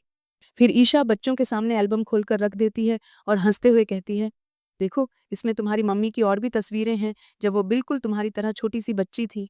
अब तस्वीरें एक एक करके सामने आती हैं। एक तस्वीर जब रोजवाइस कुछ ही महीनों की थी, गोल मटोल और हंसमुख। एक जब वो पैदा होते ही रो पड़ी थी। एक जब उसने स्कूल में बेहतरीन मार्क्स हासिल किए। और एक जब उसने अकेले ही एक बड़े मॉन्स्टर को हराया था। मून और नोआ दोनों ही हंसते हुए कहते हैं, मॉम तो इन तस्वीरों में कितनी क्यूटी पटूटी लग रही हैं, एकदम छोटी और मुलायम। मून तो और जोर से कहती है, मॉम इस फोटो में बहुत ही ज्यादा खूबसूरत लग रही हैं। ये सुनकर लियोन भी उत्सुक होकर तुरंत उस तस्वीर को देखने आता है। तस्वीर देखकर ईशा बताती है, ये तस्वीर उस टाइम की थी जब रोजवाइस को सिल्वर ड्रैगन क्वीन का खिताब मिला था। इस फोटो में वो सिंहासन पर बैठी हैं, सिर पर क्वीन का ताज पहने, सचमुच बेहद बैडेस लग रही थी। लियोन रोजवाइस की तरफ देखकर मुस्कुराता है और तारीफ करता है, वाह, देखो तो सही, हमारी सिल्वर ड्रैगन क्वीन, तुम तो सच में कितनी कूल लग रही हो। रोजवाइस झेंपकर बस मुंह फेर लेती है, मानो उसने कुछ सुना ही ना हो। इस बीच मून और नोआ एल्बम पलटते पलटते आखिरी पन्ने तक पहुंच जाते हैं और तस्वीरें खत्म हो जाती हैं। तभी रोजवाइस झटपट आगे बढ़कर एल्बम उनके हाथ से छीन लेती है और कहती है, बस, अब बहुत हो गया, तुम लोगों ने सारी तस्वीरें देख लीं, अब यहीं पर रोक लगाओ। लेकिन तभी ईशा अपने हाथ में एक चमकता हुआ पत्थर लेकर आती है। मुस्कुराकर कहती है, अरे नहीं, अभी तो मज़ा शुरू हुआ है। ये देखो, मैं तुम्हें एक कमाल की चीज़ दिखाने वाली हूँ, जिससे रोज अपनी बहन पर गुस्सा हो जाती है। तभी लियोन अपना हाथ उठाकर बताता है, ईशा सिस्टर, ये तो रिकॉर्डिंग स्टोन है जिसमें चीज़ें रिकॉर्ड हो जाती हैं। इस पर ईशा हाँ में सिर हिलाकर सबसे पूछती है कि क्या वे रोज वाइस की कुछ वीडियोस देखना चाहेंगे। नोआ और मून दोनों ही एक्साइटेड होकर तुरंत हाँ करते हैं, क्योंकि तस्वीरों में तो उन्होंने अपनी कमाल की माँ को देखा ही था, तो फिर वीडियो का मज़ा क्यों छोड़ा जाए। यह सुनकर रोज वाइस, जिसने अब तक अपनी बहन से बहुत अत्याचार झेले थे, इमोशनल होकर उसकी हथेली पकड़ लेती है और प्यार से कहती है, मेरी प्यारी बहना, अपनी सगी बहन के साथ ऐसा मत करो प्लीज़, कुछ राज की बातों को राज ही रहने दो। उधर लियोन भी बीच में बोल पड़ता है, सिस्टर, अब मेरी भी आपसे एक रिक्वेस्ट है, प्लीज़ अपने इस ब्रदर इन लॉ के लिए हमें यह अंदर छुपा हुआ हिस्सा दिखाना ही पड़ेगा, वरना आप नहीं जानती कि आगे क्या क्या मुश्किलें खड़ी हो सकती हैं। असल में लियोन ऐसा इसलिए कर रहा था क्योंकि उसे शक था कि अगर रोज इतनी जिद करके इन वीडियोस को छिपाना चाह रही है तो पक्का उनमें कुछ शर्मनाक राज होगा। अब लियोन और रोज दोनों मिलकर ईशा को सिस्टर सिस्टर कहकर उसे अपनी अपनी रिक्वेस्ट पूरी करने के लिए कह रहे थे। ईशा कुछ देर सोच में पड़ जाती है कि आखिर किसकी बात मानी जाए, फिर थोड़ी चालाकी से कहती है क्योंकि आज लियोन पहली बार हमारे घर गेस्ट बनकर आया है, तो इस बार उसकी बात मानी जाएगी। अगली बार जब वो आएगा, तब रोज की बात सुनी जाएगी। यह सुनकर लियोन चौड़ी मुस्कान के साथ अपने दांत दिखाते हुए हंस पड़ता है। अंदर ही अंदर रोज झुंझलाते हुए सोचती है, इस कमीने को मैं अपने साथ फिर कभी यहाँ लेकर नहीं आऊंगी। फिर ईशा रिकॉर्डिंग स्टोन चालू कर देती है और पहले ही सबको बता देती है, ये वीडियो बहुत ही खास है। जैसे ही नज़ारा सामने आता है, रोज तुरंत समझ जाती है कि यह कौन सी जगह है। वह घबराकर फटाफट लियोन की आंखें बंद कर देती है और सख्ती से कहती है, नहीं, तुम ये बिल्कुल भी नहीं देख सकते। स्क्रीन पर रोज वाइस अपनी स्कूल यूनिफॉर्म में झील के किनारे बैठी दिखती है। वहां ईशा कैमरे के पीछे से पूछती है, तो रोज वाइस, भविष्य में तुम्हें किस तरह का पार्टनर पसंद आएगा? यह सुनकर रोज शर्मा जाती है और कहती है, ऐसी टेढ़ी मेढ़ी वीडियोस मत रिकॉर्ड किया करो। लेकिन ईशा जिद करती है कि वह बस अपनी बहन से उसका मनपसंद जवाब सुनना चाहती है। थोड़ा नखरे दिखाने के बाद रोज भी मान जाती है, मुस्कुराती है और कहती है, ठीक है, मुझे सोचने दीजिए। वीडियो में रोज वाइस हल्की मुस्कान के साथ कह रही थी, सबसे पहले तो उस व्यक्ति के ग्रेड मेरे से ज़्यादा होने चाहिए, और अगर उसने कई चीज़ों में फर्स्ट प्राइज़ जीता हो तो और भी अच्छा होगा। वो व्यक्ति बेहद रिस्पॉन्सिबल होना चाहिए और बच्चों से नफरत बिल्कुल भी नहीं करनी चाहिए। रिकॉर्डिंग में ये सुनते हुए मून धीरे से नोवा को ठेल कर कहती है, देखा, यहाँ भी मम्मी बिल्कुल डैड की ही बातें कर रही थी। क्या इसका मतलब ये नहीं कि मम्मी ने पहले से ही डिसाइड कर रखा था कि उन्हें डैड जैसा ही हस्बैंड चाहिए? उधर लियोन वीडियो देखने की कोशिश कर रहा था, मगर रोज ने उसका चेहरा अपनी ओर मोड़ रखा था ताकि वह स्क्रीन न देख सके। रिकॉर्डिंग में रोज आगे कहती है, वो व्यक्ति ताकतवर तो होना चाहिए, लेकिन कभी भी कमजोरों को बुली न करने वाला हो। उसकी अपनी एक अलग सोच होनी चाहिए। उसे न तो किसी स्पीशीज से फर्क पड़ना चाहिए और न ही बाहर की दुनिया से। लियोन यह सुनकर हल्के से हंसता है और कहता है, कमजोरों को नहीं सताना। अरे, ये तो मेरी ही बात हो रही है, सच में मेरी ही बात हो रही है। वीडियो में रोज अपनी बातें जारी रखती है। काफी लोग अथॉरिटी और पावर मिलने के बाद हवा में उड़ने लगते हैं और बेकाबू इंसान बन जाते हैं। ऐसे व्यक्ति मुझे बिल्कुल पसंद नहीं। इतना कहकर वह आसमान की ओर देखती है। शायद पता नहीं ऐसा कोई इंसान होता भी है या नहीं, लेकिन अगर नहीं होता तो मैं फिर कभी शादी ही नहीं करूंगी। फिर कैमरे की ओर मुस्कुराते हुए कहती है, अगर मेरी भविष्य में कभी शादी हुई तो देख लेना, मैं सिर्फ ऐसे ही व्यक्ति से शादी करूंगी। वीडियो का वह मासूम सच्चा वाक्य सुनकर लियोन भी थोड़ा इम्प्रेस हो जाता है। उसकी आंखों में हल्की सी चमक आती है और होठों पर धीमी मुस्कान फैलती है। वह धीरे से रोज की ओर झुककर कहता है, तो क्या इसका मतलब है कि सच में मेरी तरह का इंसान तुम्हारी सबसे परफेक्ट पसंद है? रोज वाइस तुरंत मुंह फेरकर बात को टालने लगी। हल्की सी हंसी के साथ उसने कहा, अरे, ये बातें तो मैंने बचपन में मजाक के तौर पर कही थी, इसमें कुछ भी सीरियस नहीं था। लियोन हल्के से मुस्कुराया और उसकी बात मानते हुए चुप हो गया। तभी ईशा ने उत्सुकता से पूछा, तुम दोनों का रिश्ता तो वाकई बहुत इंटरेस्टिंग है, लेकिन हमें ये बताइए, तुम दोनों में से किसने सबसे पहले प्रपोज किया था? यह सुनते ही लियोन और रोज वाइस एक दूसरे की तरफ उंगली करते हुए बोले, इसने पहले प्रपोज किया था। उनकी यह हरकत देखकर सब हंस पड़े, लेकिन रोज अचानक गुस्से से लाल होकर बोली, एक मिनट, अभी तुमने क्या कहा? जरा फिर से बोलकर तो दिखाओ। लियोन ने रोज की आंखों में उठता गुस्सा देखा और तुरंत समझ गया कि मजाक ज्यादा खिंच गया है। घबराकर उसने बात संभाली, असल में रोज ने पहले मुझसे अपने दिल की बात कही थी, लेकिन उस समय मैं खुद कंफ्यूज था। मुझे समझ नहीं आ रहा था कि रोज मेरे लिए सही होगी या नहीं, इसलिए मैंने उसे थोड़ा इग्नोर कर दिया और यही मेरी सबसे बड़ी गलती थी। बाद में मुझे बहुत पछतावा हुआ, तब जाकर मैंने खुद उसे प्रपोज किया। रोज ने गहरी सांस लेते हुए धीरे से सिर हिलाया, मानो लियोन की बात से सहमत हो। ईशा मुस्कुराई और बोली, सच कहूं तो तुम दोनों को साथ देखकर बहुत अच्छा लगता है। तुम्हारी जोड़ी तो वाकई कमाल की है। फिर ईशा ने शरारती अंदाज में कहा, तो क्या आप लोग वो लव लेटर्स देखना चाहेंगे जो रोज वाइस को पहले मिले थे? इतना सुनते ही दोनों बच्चों की आंखों में चमक आ गई और एक्साइटेड होकर उन्होंने एक साथ कहा, हाँ, हाँ, बिल्कुल। रोज वाइस शर्म और गुस्से से भर उठी। उसने चिल्लाकर कहा, क्या मेरी बहन हर चीज को इकट्ठा करके रखती है? इतना कहकर वह तेजी से उठी और उन पुराने लेटर्स को जलाने के लिए दौड़ पड़ी। समय बीतते बीतते रात गहरी हो चुकी थी। ईशा ने मुस्कुराते हुए लियोन और रोज वाइस को उनके कमरे तक पहुंचाया। क्योंकि ऑब्वियसली वो हस्बैंड एंड वाइफ थे, तो उन्हें एक ही कमरे में सोना बनता था। कमरे का दरवाजा खोलकर जब वो अंदर आते हैं तो देखते हैं वहां पर एक आलीशान और रोमांटिक सा माहौल बना रखा था और सामने हर एक तरफ लाल और पिंक चीजों में सजा हुआ उनका बिस्तर फूलों वगैरह से सजा हुआ था। वहां पर फ्लावर्स वगैरह इकट्ठे किए गए थे, जैसे वो उनकी पहली रात थी, जिससे दोनों ही कंफ्यूज हुए। लियोन और रोज दोनों ही एक दूसरे को देखकर कहते हैं, ये आखिर किसकी सुहागरात की तैयारी है? और हमें यहाँ आकर करना क्या है। अब वहाँ पर ईशा भी आती है और वो दोनों ही उससे पूछते हैं कि आखिर ये किस तरह का कमरा सजा रखा था जो कि चारों तरफ से ही लाल और गुलाबी रंगों से भरा हुआ था। लियोन ने तो परेशान होकर अपनी आंखें भी ढक लीं। तभी ईशा हंसते हुए बोली, ये कमरा खास तुम ही दोनों के लिए तैयार किया गया है। अगले 2 दिन यही तुम्हारा ठिकाना होगा। रोजवाइस हल्की सी शर्माते हुए बोली, क्या इस पूरे महल में और कोई कमरा अवेलेबल नहीं था? ये कमरा तो सोने लायक भी नहीं लग रहा। बहुत अजीब और बहुत ही अनकंफर्टेबल। उसकी आवाज़ धीमी थी, लेकिन चेहरा लाल हो रहा था। ईशा हंसते हुए बोली, ओह, तो ये नज़ारा देखकर मेरी बहन को शर्म आ रही है। सच कहूँ, मुझे तो ये देखकर मज़ा आ रहा है। रोज़ ने अपनी आंखें नीची कर लीं, जबकि ईशा की शरारती मुस्कान और गहरी हो गई। उन्हें देखकर लियोन अपने मन में सोचने लगा, मुझे पहले से अंदाज़ा होना चाहिए था। आखिरकार यह रोज़ वाइस की बहन है, इसे कभी अंडर एस्टिमेट नहीं किया जा सकता। ये तो चाहती है कि हमें एक ही कमरे में बंद कर दिया जाए और फिर इंतज़ार करे कि हम हीट में जाएं और आगे बच्चे पैदा हों। शायद इसके दिमाग में यही चल रहा है कि जितने बच्चे होंगे ड्रैगन क्लैन उतना ही बेहतर होगा और उनकी ताकतें बस और भी बढ़ेगी। लेकिन मैं इस तरह के मामले में अभी पड़ना नहीं चाहता। यह सोचकर लियोन धीरे धीरे कमरे से बाहर निकलने लगा, मगर अचानक ईशा तेजी से आई और पीछे से उसका हाथ पकड़ लिया। रुको ब्रदर इन लॉ, तुम कहाँ जा रहे हो? आज रात तुम्हें यहीं पर सोना है। लियोन थोड़ा झिझका और धीरे से बोला, असल में मेरी बेटियां मेरे बिना सो भी नहीं पाती। मुझे यकीन है कि वो दोनों अभी मुझे बहुत मिस कर रही होंगी। मैं बस उनके पास जा रहा था। ईशा ने हल्की हंसी के साथ उसका हाथ छोड़ दिया और बोली, ओह, बच्चों की चिंता मत करो। मैंने उनके लिए पहले से एक ख़ास अरेंजमेंट कर दिया है। उनका कमरा बिल्कुल अलग तैयार है, जहाँ वो अभी बहुत मज़े कर रही होंगी। और हम देखते हैं कि सचमुच दूसरी तरफ नोआ और मून के लिए एक प्यारा सा बच्चों का कमरा सजाया गया था।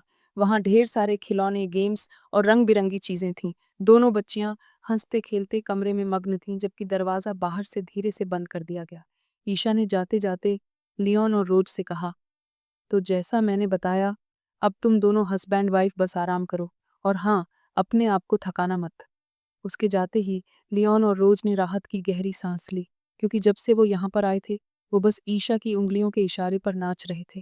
रोज ने धीरे से कहा, आज हमारे पास कोई चॉइस ही नहीं है, चाहे अच्छा लगे या बुरा, हमें इसी कमरे में रहना होगा। लियोन ने सिर हिलाते हुए हल्की मुस्कान के साथ जवाब दिया, सच कहूँ तो मुझे कभी नहीं लगा था कि तुम्हारी बहन इतनी चालाक और खतरनाक निकलेगी। रोज हल्का सा मुस्कुराई और फिर ठंडी सांस लेकर बोली, मेरी बहन तो और भी ज्यादा कमाल की है, तुम थोड़े दिन में खुद समझ जाओगे। इतना कहकर उसने पास का ड्रॉअर खोला, लेकिन जैसे ही अंदर की चीजें नजर आईं, उसका चेहरा एकदम लाल पड़ गया। ड्रॉअर कपड़ों से भरा था, मगर ये सामान्य कपड़े नहीं थे। सब के सब अत्यधिक आकर्षक और सडक्टिव ड्रेस है। रोज घबराकर झट से ड्रॉअर बंद कर देती है। उसके दिल की धड़कन तेज हो गई थी। वह जानती थी कि इस कमरे में ऐसे कपड़े रखने का मतलब साफ था, ईशा ने सब पहले से प्लान कर रखा था। ये सिर्फ एक चाल थी, जो उनके लिए खतरनाक हो सकती थी। लियोन हैरानी से रोज की ओर देखता रह गया। उसने बंद क्यों किया? कुछ तो गड़बड़ है। रोज शर्माते हुए बोली, इस कमरे में सिर्फ एक ही बेड और एक ही बाथटब है। तुम चाहो तो बाथटब में सो सकते हो। लियोन उसकी बात पर झुंझलाकर चिल्लाया, ए, कुछ भी कह दोगी क्या? आखिर मैं क्यों सोऊं बाथटब में? और हाँ, मैंने चेक किया है, उसमें सोना नामुमकिन है। तुम्हारी बहन ने इसका भी रास्ता बंद कर दिया है, क्योंकि वो पूरी तरह से चाहती है कि हम दोनों साथ सोए। तुम्हारी बहन ने उसका पानी इतना गर्म कर रखा है कि कोई इंसान वहां लेटे तो जिंदा न बचे। वह बेड की तरफ गया और जैसे ही लेटा, उसे एहसास हुआ ये कोई आम बिस्तर नहीं था, ये तो एक वाटर बैग बेड था। असाधारण मुलायम, लहरों सी इलास्टिक मूवमेंट देने वाला। लियोन को जैसे ही बात समझ आई, उसने आंखें मूंदते हुए मुस्कुराकर कहा, वाह, ये तो मज़ेदार है। इस पर अकेले मज़ा लेने नहीं दूंगा तुम्हें। जिस बात पर वो भी थोड़ा ब्लश करते कहती है, तो इसका मतलब है हमारे पास साथ सोने के अलावा और कोई रास्ता नहीं बचा? लियोन ने शरारती अंदाज में सवाल पलट दिया। ओह, तो अचानक इतनी आसानी से तुमने हाँ कैसे कर दी? कहीं तुम मेरे साथ कुछ बुरा करने का प्लान तो नहीं बना रही? रोज झुंझलाकर उसका मजाक उड़ाते हुए बोली, तुम सोओगे या नहीं? अगर पूरी रात जागने का इरादा है तो पास के क्लोजेट में कुछ टॉयज रखे हैं, जो मेरी बहन की किसी अजीब वजह से यहाँ पड़े हैं, उनका इस्तेमाल कर लेना। लियोन हंसते हुए बोला, अरे शांत हो जाओ, तुम तो सच में ड्रैगन बन जाओगी गुस्से में। लड़कियां भी ना बोलने में सबसे आगे। और फिर रोज उसकी बात काटते हुए कहती है कि वो पहले जाकर बात लेगी, तो लियोन को यहाँ पर अपने आप पर कंट्रोल करना होगा और बाथरूम में ताका झाकी नहीं करना होगा। जिस पर लियोन चिढ़ता कहता है, तुम्हारे में देखने के लिए है ही क्या जो मैं आकर तुम पर नजर डालूं। रोज उसे वहां से उठाकर कमरे के बाहर फेंकती कहती है, तो फिर बाहर जाकर ही वेट करो। बड़ी बड़ी बातें करने वाले ही पहले पीछे हटते हैं, मैं तुम्हें देख ही लूंगी। फिर लियान बाहर घूमता घूमता कह रहा था, कौन समझाए इस औरत को, मैंने आगे उस चीज को इतनी बार देख लिया है कि अब मुझे आदत सी हो गई है और थकान भी है। खैर ये चीज़ भी मूड पर डिपेंड करती है कि तभी चलते चलते बाहर बालकनी में वो देखता है ईशा, जो कि खुले आसमान को निहारते हुए वाइन एंजॉय कर रही थी। वह भी लियोन को वहाँ नोटिस कर लेती है और फिर वह अपनी वाइन को नीचे रखकर उससे पूछती है कि आखिर लियोन अकेला बाहर क्यों आ गया और लिटिल रोज कहाँ पर थी। इस बात पर लियोन बताता है कि वह इस वक्त शावर ले रही है, इसीलिए फ़िलहाल के लिए उसने लियोन को ताज़ा हवा लेने के लिए बाहर भेज दिया है। फिर एक और कमाल की ब्रांड की वाइन को आगे करते हुए ईशा लियोन से पूछती है कि क्या वो उसके साथ कुछ ड्रिंक लेना चाहेगा, जिस बात पर लियोन भी हाँ कर देता है क्योंकि वो भी टेस्ट करना चाहता था कि आखिर इस जगह पर कौन सी कमाल की वाइन होगी। वाइन को परोसते हुए ईशा बताती है कि यह वो वाइन है जो उसकी बहन लिटिल रोज को बहुत ही ज़्यादा पसंद है। उसे पकड़ता लियोन भी उसे शुक्रिया करता है और फिर बाहर की तरफ देखते हुए ईशा बताती है कि पास्ट में लिटिल रोज और वो मिलकर इस जगह पर बातें करते और वाइन पीते थे, एंजॉय करते थे। जिस बात पर लियोन उनकी तारीफ करता कहता है कि सच में रोज़ और ईशा का आपस में बहनों वाला रिश्ता बहुत ही ज़्यादा कमाल का है। जिस पर ईशा बताती है, मैंने लिटिल रोज़ को बड़ी होते हुए देखा है।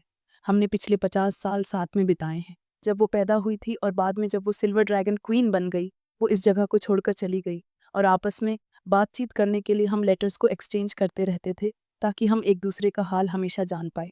मगर 1 साल पहले ही उसने अचानक ही मुझे लेटर भेजा था कि उसकी एक ड्रैगन किंग से शादी हो चुकी है और वो उसके बच्चों के साथ प्रेग्नेंट भी है।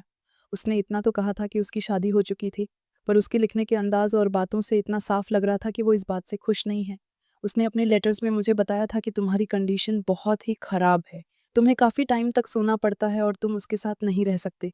भले उसकी प्रेगनेंसी के टाइम पर एक मेड उसका ध्यान रख रही थी, पर डिलीवरी के टाइम पर ट्विस्ट को संभालना बहुत ही मुश्किल का काम होता है। ये बातें सुनकर लियोन भी रियलाइज़ करता है कि रोज़ को अपने दुश्मन के बच्चे को पैदा करना पड़ा था।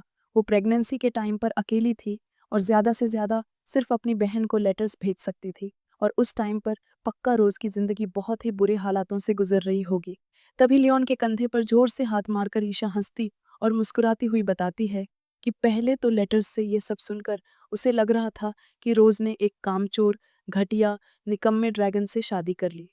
जिस बात पर लियोन उससे पूछता है, सिस्टर इन लॉ, क्या मैं आपको सच में इस तरह का घटिया ड्रैगन लगता हूँ?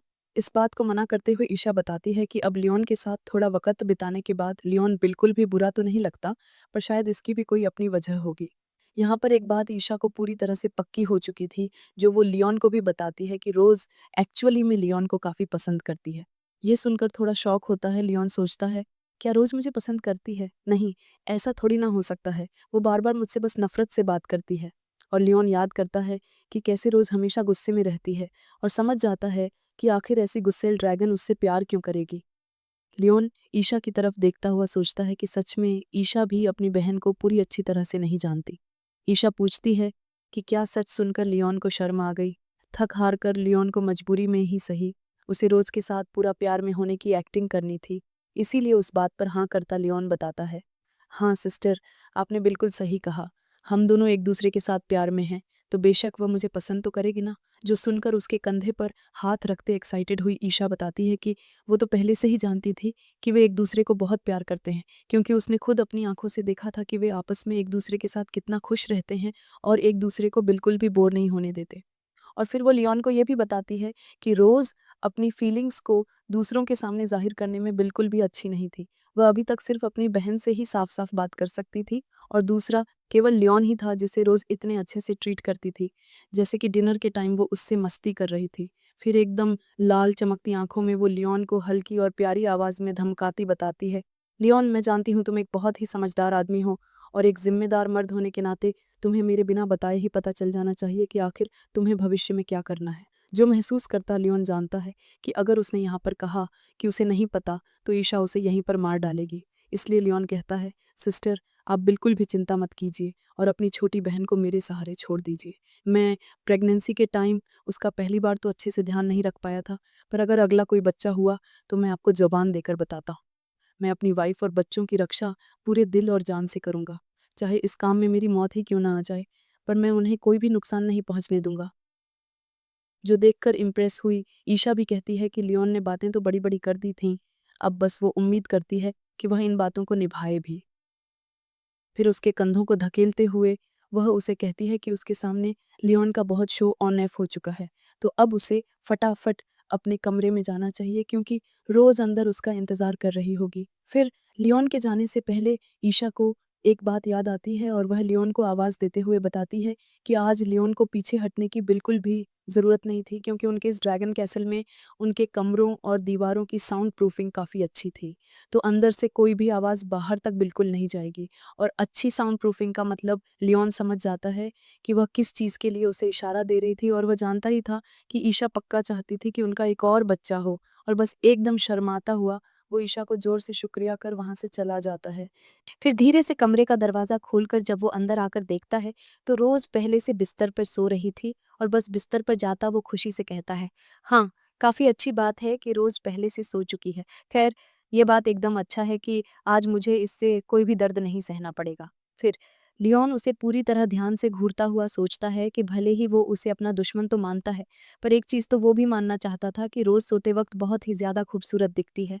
तभी वो नोटिस करता है रोज़ के अंदर से कोई चमक सी आ रही थी और उसकी चेस्ट से जो कि पर्पल रंग की चमक रही थी, जो देखकर एकदम घबराता वो कहता है, क्या मेरी इतनी सी बात सोचने से ये ड्रैगन मार्क चमकने लगा? मुझे लगता है कि ये ड्रैगन मार्क फिर से एक्टिवेट होने वाला है, वो भी रोज़ की बहन के घर। तभी लियोन फिर नोटिस करता है कि उसके शरीर में तो कुछ महसूस नहीं हो रहा था और ना ही उसकी खुद की बॉडी में कोई ड्रैगन मार्क चमक रहा था, जबकि अगर ये होना था तो ये उन दोनों की बॉडी पर होता। तो फिर आखिर ये चमकती चीज़ क्या थी? फिर जब वो रोज़ के ऊपर से उस चादर को हटाता है तो वो देखता है रोज़ ने अपने हाथ में एक चमकता हुआ टॉय सा कुछ पकड़ रखा था, और तब रोज़ वाइज भी अपनी आंखें खोलकर लियोन को हाई करती है, जिससे जाहिर होता है कि वो अभी तक जागी हुई थी। और लियोन एकदम घबराता चिल्लाता है, क्या कर रही हो तुम? आखिर चादर के अंदर कोई रोशनी क्यों पकड़ेगा? आखिर तुम मुझे इस तरह से क्यों डरा रही हो? रोज उस टॉय को दिखाते हुए बताती है कि यह कमाल की चीज उसे बाथरूम पर मिली थी, तो वो उसे लेकर आई थी। इस उम्मीद में कि लियोन को यह मजेदार लगेगा, उसके उठते ही लियोन नोटिस करता है कि रोज ने सोने के लिए ऐसे कपड़े पहन रखे थे जो कि एकदम से सेडेक्टिव से थे। फिर मुस्कुराते हुए वो लियोन से पूछती है, क्या हुआ? तुम्हारा रिएक्शन देखकर तो यही लगता है तुम्हें खिलौना अच्छा नहीं लगा।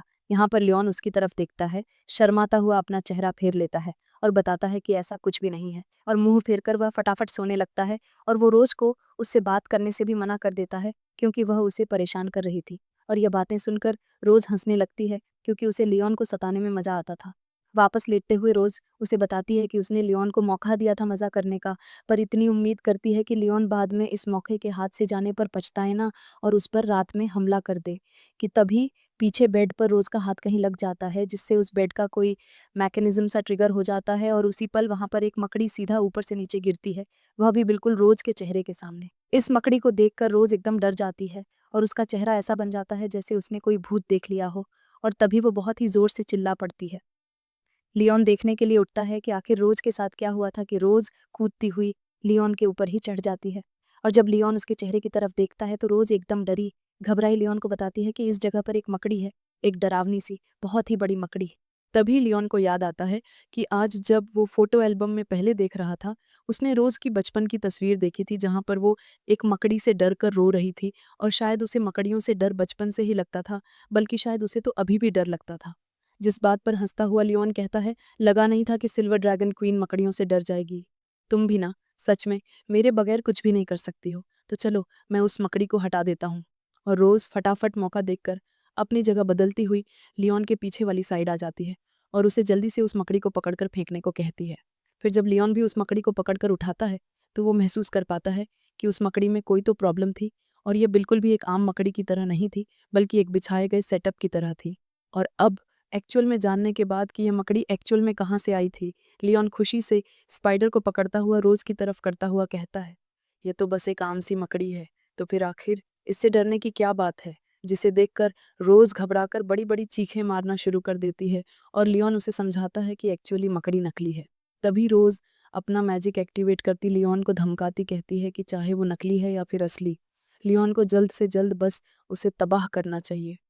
तभी लियोन जल्दी से उस मकड़ी को उससे दूर करता रोज़ को अपने मैजिक को शांत करने को कहता है, वरना वो उस जगह में थोड़ी मुश्किल बढ़ा देगी। और फिर वो उस मकड़ी को पकड़कर विंडो से बाहर की ओर फेंक देता है और अब चैन की सांस लेता है और रोज़ को कहता है, हाँ, देखो मैंने अब मकड़ी को संभाल लिया है, तो अब हम आराम से सो सकते हैं। यहाँ रोज़ एकदम शर्मा जाती है कि लियोन ने अभी-अभी उसकी सबसे बड़ी कमज़ोरी देख ली थी और उसकी पर्सनैलिटी के इस हिस्से को भी। लियोन अपने मन में सोचता है, यह मकड़ी भी पक्का उसकी बहन ईशा की ही करतूत होगी और उसकी प्लानिंग का ही हिस्सा, ताकि रोज़ उसे देखकर घबरा जाए और अपनी कमज़ोर साइड मुझे दिखाए, जिससे मैं जान पाऊँ कि यह खतरनाक सी दिखने वाली ड्रैगन क्वीन भी एक मामूली सी मकड़ी जैसी चीज़ से डरती है। रोज़ अभी भी शर्माते हुए अपनी आँखों को नीचे की तरफ किए हुए थी। फिर रोज़ लियोन से सीट बदलने और उसकी वाली साइड आने को कहती है, क्योंकि पिछली बार मकड़ी उसकी वाली साइड से आई थी। ये सुनकर लियोन भी उसे कहता है कि कोई बात नहीं, रोज़ जिस साइड सोना चाहती थी वहाँ सो सकती थी, वरना रात को कोई और मकड़ी आ गई तो वो फिर से उसी को दोष देगी। और फिर वो दोनों अपनी आंखें खुली छोड़कर लेट जाते हैं और छत की तरफ देखते हुए अपने अपने ख्यालों में डूबे हुए होते हैं। और फिर लियोन को एक ख्याल आता है, वो रोज़ की तरफ देखता है और उससे पूछता है कि अगर उसे अभी भी डर लग रहा है तो वो सोते सोते उसका हाथ पकड़ सकती है। जिस बात को सुनकर रोज़ काफ़ी हैरान होती है, क्योंकि उसे बिल्कुल भी नहीं लगा था कि लियोन कभी उसे ऐसा सजेशन देगा। जिस पर वह भी मुंह फेर कर कहती है कि अगर लियोन इतना कह ही रहा है तो वो भी ऐसा करने को तैयार है, और कंबल के अंदर अपना हाथ लियोन के हाथ की तरफ बढ़ा देती है। वो उसकी छोटी उंगली को कसकर पकड़ लेती है, जिस बात पर लियोन उसे चिल्लाता हुआ कहता है, आखिर तुम एक मामूली सी छोटी उंगली को पकड़कर सेफ महसूस कैसे करोगी। जिस बात पर रोज कहती है कि आखिर फिर उसे हाथ को कैसे पकड़ना था, क्योंकि उसे इन चीज़ों की आदत नहीं थी। फिर लियोन जबरदस्ती करते हुए अपने हाथ से उसके हाथ को थाम लेता है और उंगलियों को उसकी उंगलियों के बीच में डालता उसके हाथ को कसकर पकड़ता हुआ कहता है, देखा पागल, ऐसे पकड़ते हैं हाथ, अब तुम्हें सुरक्षित महसूस होगा। और लियोन का ऐसा एटीट्यूड देखकर रोज को एकदम शर्म आ जाती है। वह अपना मुंह फेरती हुई सोचने लगती है कि आखिर इस बंदे की हिम्मत कैसे हो सकती है उसका हाथ इतना कसकर पकड़ने की। क्या मैं अकेली हूँ जिसे इस वक्त शर्म आ रही है। फिर वो अपने आप को जबरदस्ती शांत करने की कोशिश करती है, नहीं नहीं, मैं सिल्वर ड्रैगन क्वीन हूँ और मुझे अपने एक्शन की रिस्पॉन्सिबिलिटी उठानी होगी।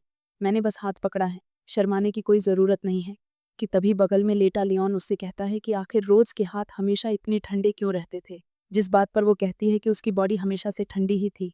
जिस पर फिर वो पूछता है कि आखिर रोज़ के ठंडे हाथों पर पसीना कैसे बह रहा था, क्या वो उसका हाथ पकड़कर नर्वस हो रही थी। जवाब में वो आंखें बंद कर साफ टाल देती है और हल्की सी एक आंख खोलती हुई लियोन की तरफ झुककर देखती सोचती है, लियोन के हाथों में पके हुए निशान हैं और साथ ही इतनी लड़ाइयों के लड़े हुए दाग।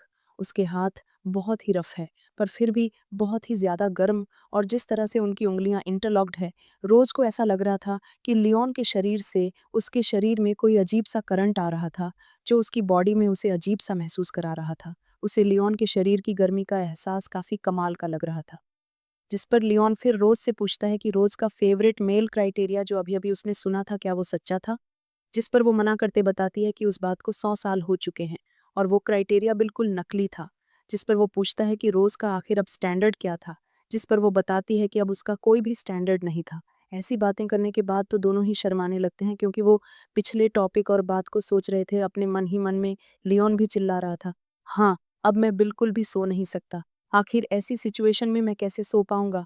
और फिर वह भी अपनी एक आँख खोलकर चेक करता है कि क्या रोज़ सो गई है या फिर जागी हुई है, क्योंकि अब बात किए हुए उन्हें थोड़ा टाइम हो चुका था, तो शायद अब रोज़ सो गई हो।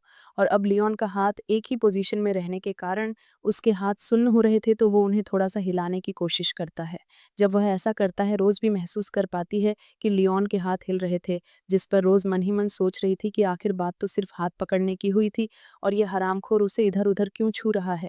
और फिर उसकी तरफ गुस्से से घूरती वो सोचती है, इस कैदी की हिम्मत हो रही है अपने मालिक को इधर-उधर छूने की। अच्छा, आखिर तुम्हारी हिम्मत हो रही है, तो मैं भी पीछे नहीं हटूँगी। अब मेरी बारी है बदले में तुम्हें छूने की। फिर वो भी अपने हाथ से बिल्कुल वैसे ही लियोन को टच करने लगती है और अपने हाथ को इधर-उधर फेरने लगती है, जिसे लियोन भी महसूस कर लेता है और परेशान होकर सोचता है, आखिर रोज़ का हैंड किस पोज़ीशन में है, जो मुझे हर जगह बार-बार इधर-उधर छू रहा है। वैसे ही वो दोनों एक दूसरे से कंबल में आंखें बंद कर ज़बरदस्ती कर रहे थे, जिससे उनकी बॉडी आपस में इधर-उधर टच हो रही थी और उन दोनों को ही अपने मन में काफ़ी अजीब-सी फीलिंग महसूस हो रही थी, जैसे उनके दिल में किसी तरह की भूख जाग रही हो। ये एहसास किसी चीज़ को अंजाम देने का था। दोनों ही की सांसें फूलने लगती हैं। दोनों सोच रहे थे कि वो सच में इससे ज़्यादा कुछ करना चाहते थे। और तभी अपने छूते हुए हाथों को वो बाहर निकालते हैं और अपनी आंखें खोलकर एक दूसरे की तरफ घूमने लगते हैं। इतनी हलचल के बाद हम देख ही पा रहे थे कि उन दोनों की सांसें कितनी फूल रखी थीं और उनके चेहरे आपस में और भी करीब बढ़ते जा रहे थे कि फिर उसी पल लियोन एकदम घूमकर रोज़ के ऊपर आ जाता है और धीरे धीरे कर उसके और भी करीब बढ़ने लगता है। और इस चीज़ से रोज़ भी उसे मना नहीं करती और दोनों ही अपने मन में एक फैसला पक्का करते मन में कहते हैं कि ये सिर्फ आज के लिए करना चाहते हैं। यहाँ पर लियोन के हाथों के नीचे रोज़, जो कि मुस्कुराते हुए उसे उस काम में साथ दे रही थी, उसका नाम बुला रही थी लियोन। और यहाँ पर लियोन भी उसकी तरफ देखता बस मुस्कुरा रहा था और उसकी मुस्कुराहट से साफ पता चल रहा था कि इस वक्त वो रोज़ की तरफ कितना अट्रैक्ट हो रखा था। और वैसे उनके चेहरे एक दूसरे के और करीब बढ़ते हैं और बेशक वो दोनों ही जानते थे कि आगे क्या होने वाला है। पर इस बार एक अजीब बात थी कि उनका ड्रैगन मार्क बिल्कुल भी रिएक्ट नहीं कर रहा था, जबकि ड्रैगन मार्क इस तरह का जादू था जो ऐसी चीज़ों में मसाला डालने के लिए चालू होता था। लेकिन ड्रैगन मार्क की एक कमज़ोरी थी कि जब दोनों ही लोग एक दूसरे को प्योर अट्रैक्शन से एक दूसरे को देख रहे होते हैं और दिल से एक दूसरे का हो जाना चाहते हैं, तब वह ड्रैगन मार्क रिएक्ट नहीं करता, क्योंकि अब इस चीज़ में सिर्फ लस्ट शामिल नहीं होता बल्कि प्यार भी होता है। रोज़ के करीब बढ़ते बढ़ते लियोन का हाथ उस बेड में लगे एक और मैकेनिज्म पर पड़ जाता है और उस बटन के दबते ही ऊपर से एक और नकली मकड़ी टपक पड़ती है। रोज़ देखते ही एकदम जोर से चिल्ला पड़ती है और वह अपने जादू को इकट्ठा कर एक ताकतवर हमला करने ही वाली होती है कि उससे पहले लियोन मकड़ी को पकड़कर वहां से बाहर फेंक देता है। फिर यहाँ पर हम रोज़ की बहन ईशा को देखते हैं, जो वाइन पीते हुए कह रही थी, शायद अब तक तो उन दोनों ने मेरे बिछाए गए सरप्राइज को खोज लिया होगा। उसके बाद उनके कमरे में हम रोज़ को लियोन की बाहों में देखते हैं, जो उसे प्यार से पकड़ता सहलाता कहता है कि अब चिंता की कोई भी बात नहीं है और डरने की कोई वजह नहीं है, क्योंकि सब कुछ बिल्कुल ठीक है और उसने इस बिस्तर में चेक कर लिया है, कोई और मैकेनिज्म मौजूद नहीं है। तो अब चिंता करने की कोई भी ज़रूरत नहीं है, क्योंकि उसने दोनों स्पाइडर्स को बाहर फेंक दिया है और वो दोनों ही इस वक़्त एक दूसरे की बाहों में थे। और इस बार ये ज़बरदस्ती या फिर बदले की भावना के लिए नहीं था, बल्कि इस बार वो दोनों सच में ही एक दूसरे के साथ होना चाहते थे। और लियोन के दिल को महसूस करते रोज़ उसकी तरफ देखती कहती है कि लियोन, तुम्हारा दिल तो सच में बहुत ही तेज़-तेज़ धड़क रहा है, क्या तुम ठीक हो? जिस पर शर्माते हुए लियोन बताता है कि उसका दिल इसलिए धड़क रहा है क्योंकि उसे भी स्पाइडर से थोड़ा बहुत डर लगता है। रोज उसकी शर्ट पकड़ते बताती है कि ये चीज़ वो आज के बाद से लियोन के साथ कभी भी नहीं करेगी और आज वो जो गले लगकर सो रहे हैं वो भी आज के बाद कभी नहीं होगा। तो लियोन को आज के बाद कल इस बात को भूल जाना है, जिस पर वो भी हाँ कर देता है और फिर वो दोनों एक दूसरे के गले लगकर सो जाते हैं। फिर सुबह की पहली किरणें खिड़की से भीतर आकर रोज वाइस के चेहरे पर पड़ती है। हल्की गर्माहट महसूस होते ही उसकी आंखें अचानक खुल गईं। घबराते हुए वह तुरंत बिस्तर से उठ बैठी और मन ही मन सोचने लगी, आखिर मैं कल कब सो गई। उसकी नज़र चारों तरफ गई, पर लियोन कमरे में कहीं दिखाई नहीं दिया। तभी उसे समझ आया कि लियोन तो उससे पहले ही बाहर निकल चुका था। उसने राहत की सांस लेते हुए वो कहती है, अच्छा हुआ वह पहले ही चला गया, वरना कल रात जो कुछ हुआ था उसके बाद तो मैं उसका सामना करने की हिम्मत भी नहीं जुटा पाती। उसके गाल लाल पड़ गए थे। ये पहली बार था कि उसने अपने ही रूल्स को तोड़ा था और उसने अपनी सबसे गहरी कमजोरी किसी और को दिखा दी थी। और सबसे हैरानी की बात तो यह थी कि वह एक इंसान की बाहों में सुकून से सो गई थी। अपने आप को संभालते हुए रोज उठी और कमरे से बाहर निकलते हुए खुद से बोली, नहीं, यह राजा हमेशा राज ही रहना चाहिए। किसी को भी पता नहीं चलना चाहिए कि मैं इतनी शर्मनाक हरकत कर बैठी थी।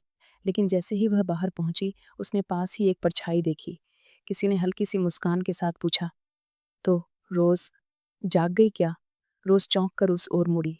यह उसकी बहन ईशा थी, जो होंठों पर शरारती मुस्कान लिए खड़ी थी। तो बताओ, कल की रात कैसी रही? मज़ेदार तो थी ना? आखिर मैंने इतने सारे टॉयज़ का इंतज़ाम जो किया था।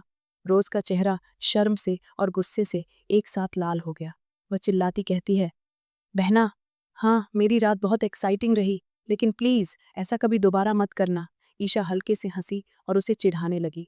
तो बताओ ना, जो टॉयज़ मैंने वहाँ रखे थे, उनका इस्तेमाल किया या नहीं? रोज़ ने तुरंत चेहरा घुमाकर साफ साफ मना कर देती है, नहीं, हमें उन फालतू चीज़ों की कोई ज़रूरत नहीं है। जिस पर ईशा हंसते हुए बोली, खैर, ये तो वाकई अफसोस की बात है, लेकिन कोई बात नहीं रोज़ वाइस, जब तुम जा रही हो तो मैं तुम्हारे लिए उनमें से कुछ टॉयज़ पैक करवा दूंगी। तुम चाहो तो बाद में उनका इस्तेमाल करना सीख सकती हो। और हाँ, जब भी तुम दोनों अगला बच्चा करोगे, तो मैं चाहती हूँ कि वो बच्चा मेरे रेड ड्रैगन कैसल को इनहेरिट करे। रोज़बाइस उसकी बातों से परेशान हो उठी और अपनी बहन का हाथ पकड़कर खींचते हुए बोली, बस करो, हमें अभी इन सब चीज़ों की चिंता नहीं करनी, पहले चलो खाना खाते हैं। फिर सभी लोग रेड ड्रैगन कैसल के विशाल डाइनिंग हॉल में पहुंच गए। वहाँ नोवा साइड के सोफे पर अकेली बैठी थी और अपनी किताब पढ़ रही थी, जबकि लियोन मून के साथ खेल रहा था और उसके गालों को बार बार खींचकर हंस रहा था।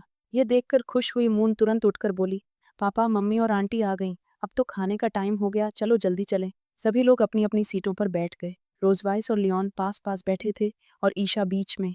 लेकिन रोज और लियोन के बीच का माहौल अजीब तरह से भारी और शर्म से भरा हुआ था। दोनों ही एक दूसरे की ओर सीधे देखने की हिम्मत तक नहीं जुटा पा रहे थे। बातचीत तो दूर, वे नजरें मिलाने से भी बच रहे थे। खामोशी में खाना खाते हुए लियोन मन ही मन सोच रहा था, आह, कितनी शर्मनाक बात है ये। कल रात बने मूड की वजह से मैं रोज को किस करने वाला था और ऊपर से मैं उसे अपनी बाहों में लेकर सो गया कि यहाँ पर लियोन के सिर पर एक एंजल और एक डेविल रूप प्रकट हो गए। एंजल लियोन गुस्से में कह रहा था, तुम अपने दुश्मन को अपनी बाहों में कैसे सुला सकते हो? यह तो धोखेबाजी है। डेविल लियोन हंसकर बोला, अरे भाई, ये दोनों पहले से ही हस्बैंड वाइफ हैं। इससे भी बड़े बड़े कांड हो चुके हैं इनके बीच। इतनी छोटी सी बात से क्या फर्क पड़ता है? लियोन ने दोनों को इग्नोर किया और दोनों आपस में ही पीछे जाकर लड़ने लगे। वो नाश्ते में ब्रेड खा रहा था जिसका स्वाद बहुत सूखा लग रहा था, इसलिए पास रखा पीनट बटर उठाने के लिए उसने हाथ बढ़ाया, लेकिन उसी वक्त रोज का हाथ भी उसी तरफ आया। दोनों के हाथ हल्के से एक दूसरे को छू गए, जो एक ही चीज को पकड़ने वाले थे, और जहां पर वे एक दूसरे के चेहरे को देखना इग्नोर कर रहे थे, लेकिन गलती से उनकी नजरें मिल ही गईं। दोनों के चेहरे लाल पड़ गए और तुरंत अपने हाथ पीछे खींच लिए। खैर, अब इस चीज को अलग ईशा हमें उस वाटर बेड का सीक्रेट बताती है। ये बेड ईशा ने तैयार किया था लियोन और उसकी वाइफ का मूड बनाने के लिए, और बेड के दोनों तरफ ही उसने कुछ ट्रिगर पॉइंट को तैयार कर रखा था, जिन्हें जब भी टच किया जाएगा ऊपर से मकड़ियां रोज को डराने के लिए आ जाएंगा। और इस मैकेनिज्म को रोकने का सिर्फ एक ही तरीका था कि उन्हें बिस्तर के अंदर दोनों को कस कर मिलना पड़ेगा, और आगे का काम वो रोज और लियोन पर छोड़ती है। सिस्टर, ये क्या फालतू चीजें बता रही हो बच्चों को? लियोन और रोज दोनों के हाथ एक दूसरे को छू चुके थे, तो वो दोनों के दोनों ही काफी ज्यादा शर्मा जाते हैं और फिर फटाफट अपने हाथों को एक दूसरे से दूर कर पीछे खींच लेते हैं और शर्माते हुए दोनों एक साथ कहते हैं, तुम पहले इस्तेमाल कर सकते हो। अच्छा, ठीक है। साइड में बैठी ईशा यह सब देख रही थी।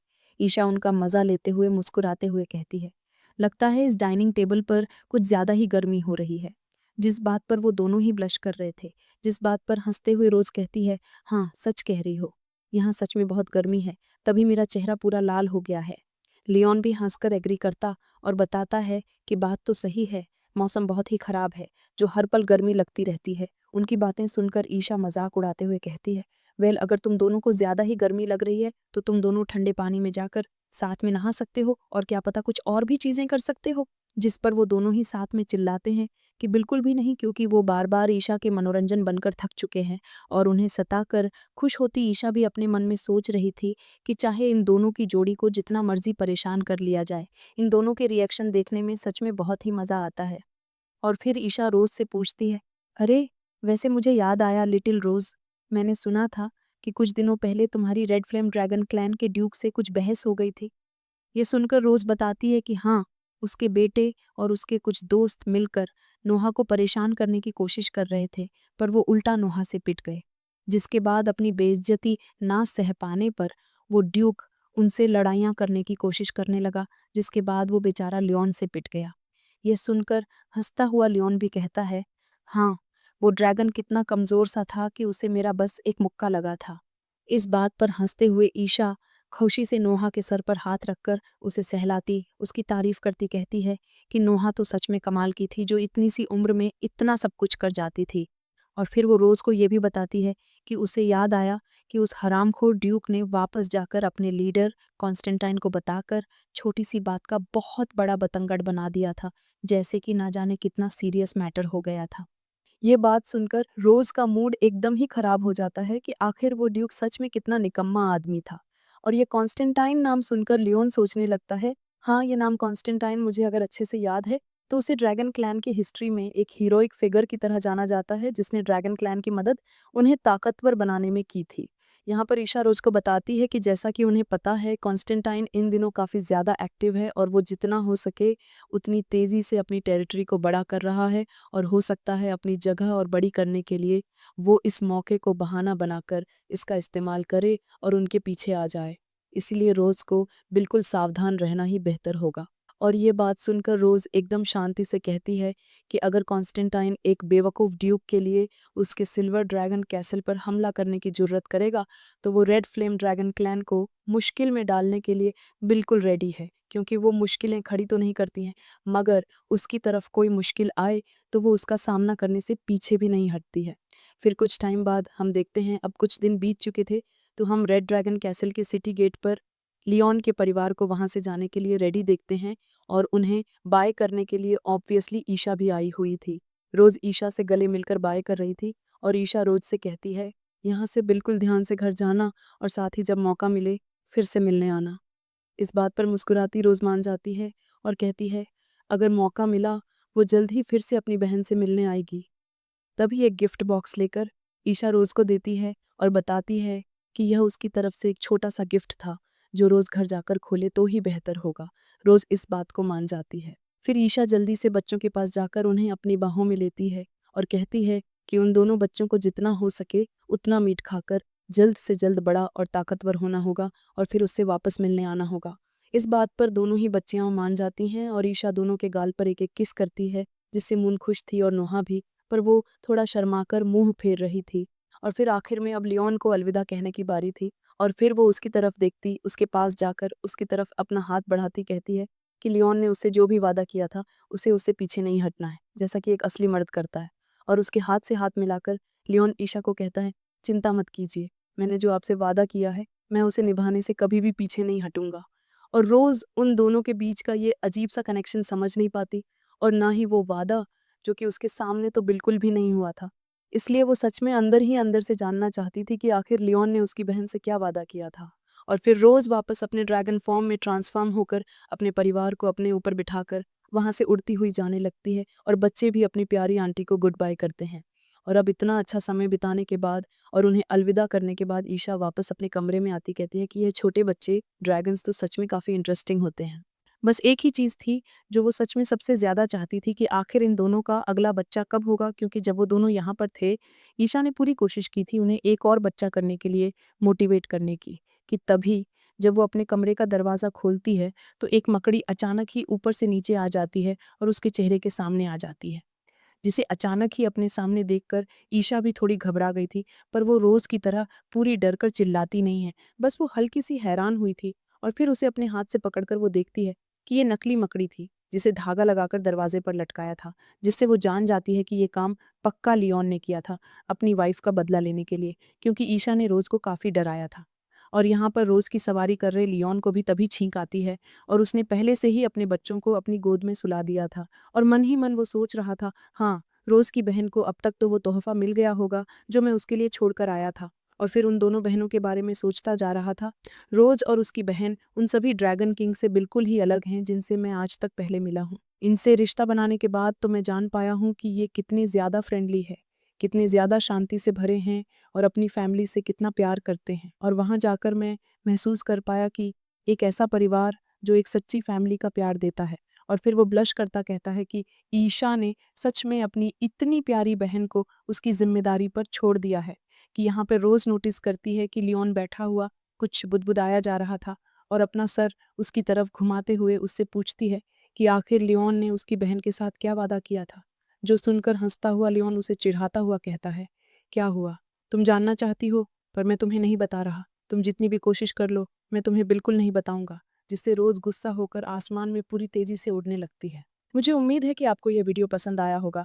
अगर ऐसा है तो कृपया इसे लाइक करें और मेरे चैनल को सब्सक्राइब करें ताकि आप मेरे आने वाले वीडियो को देख सकें।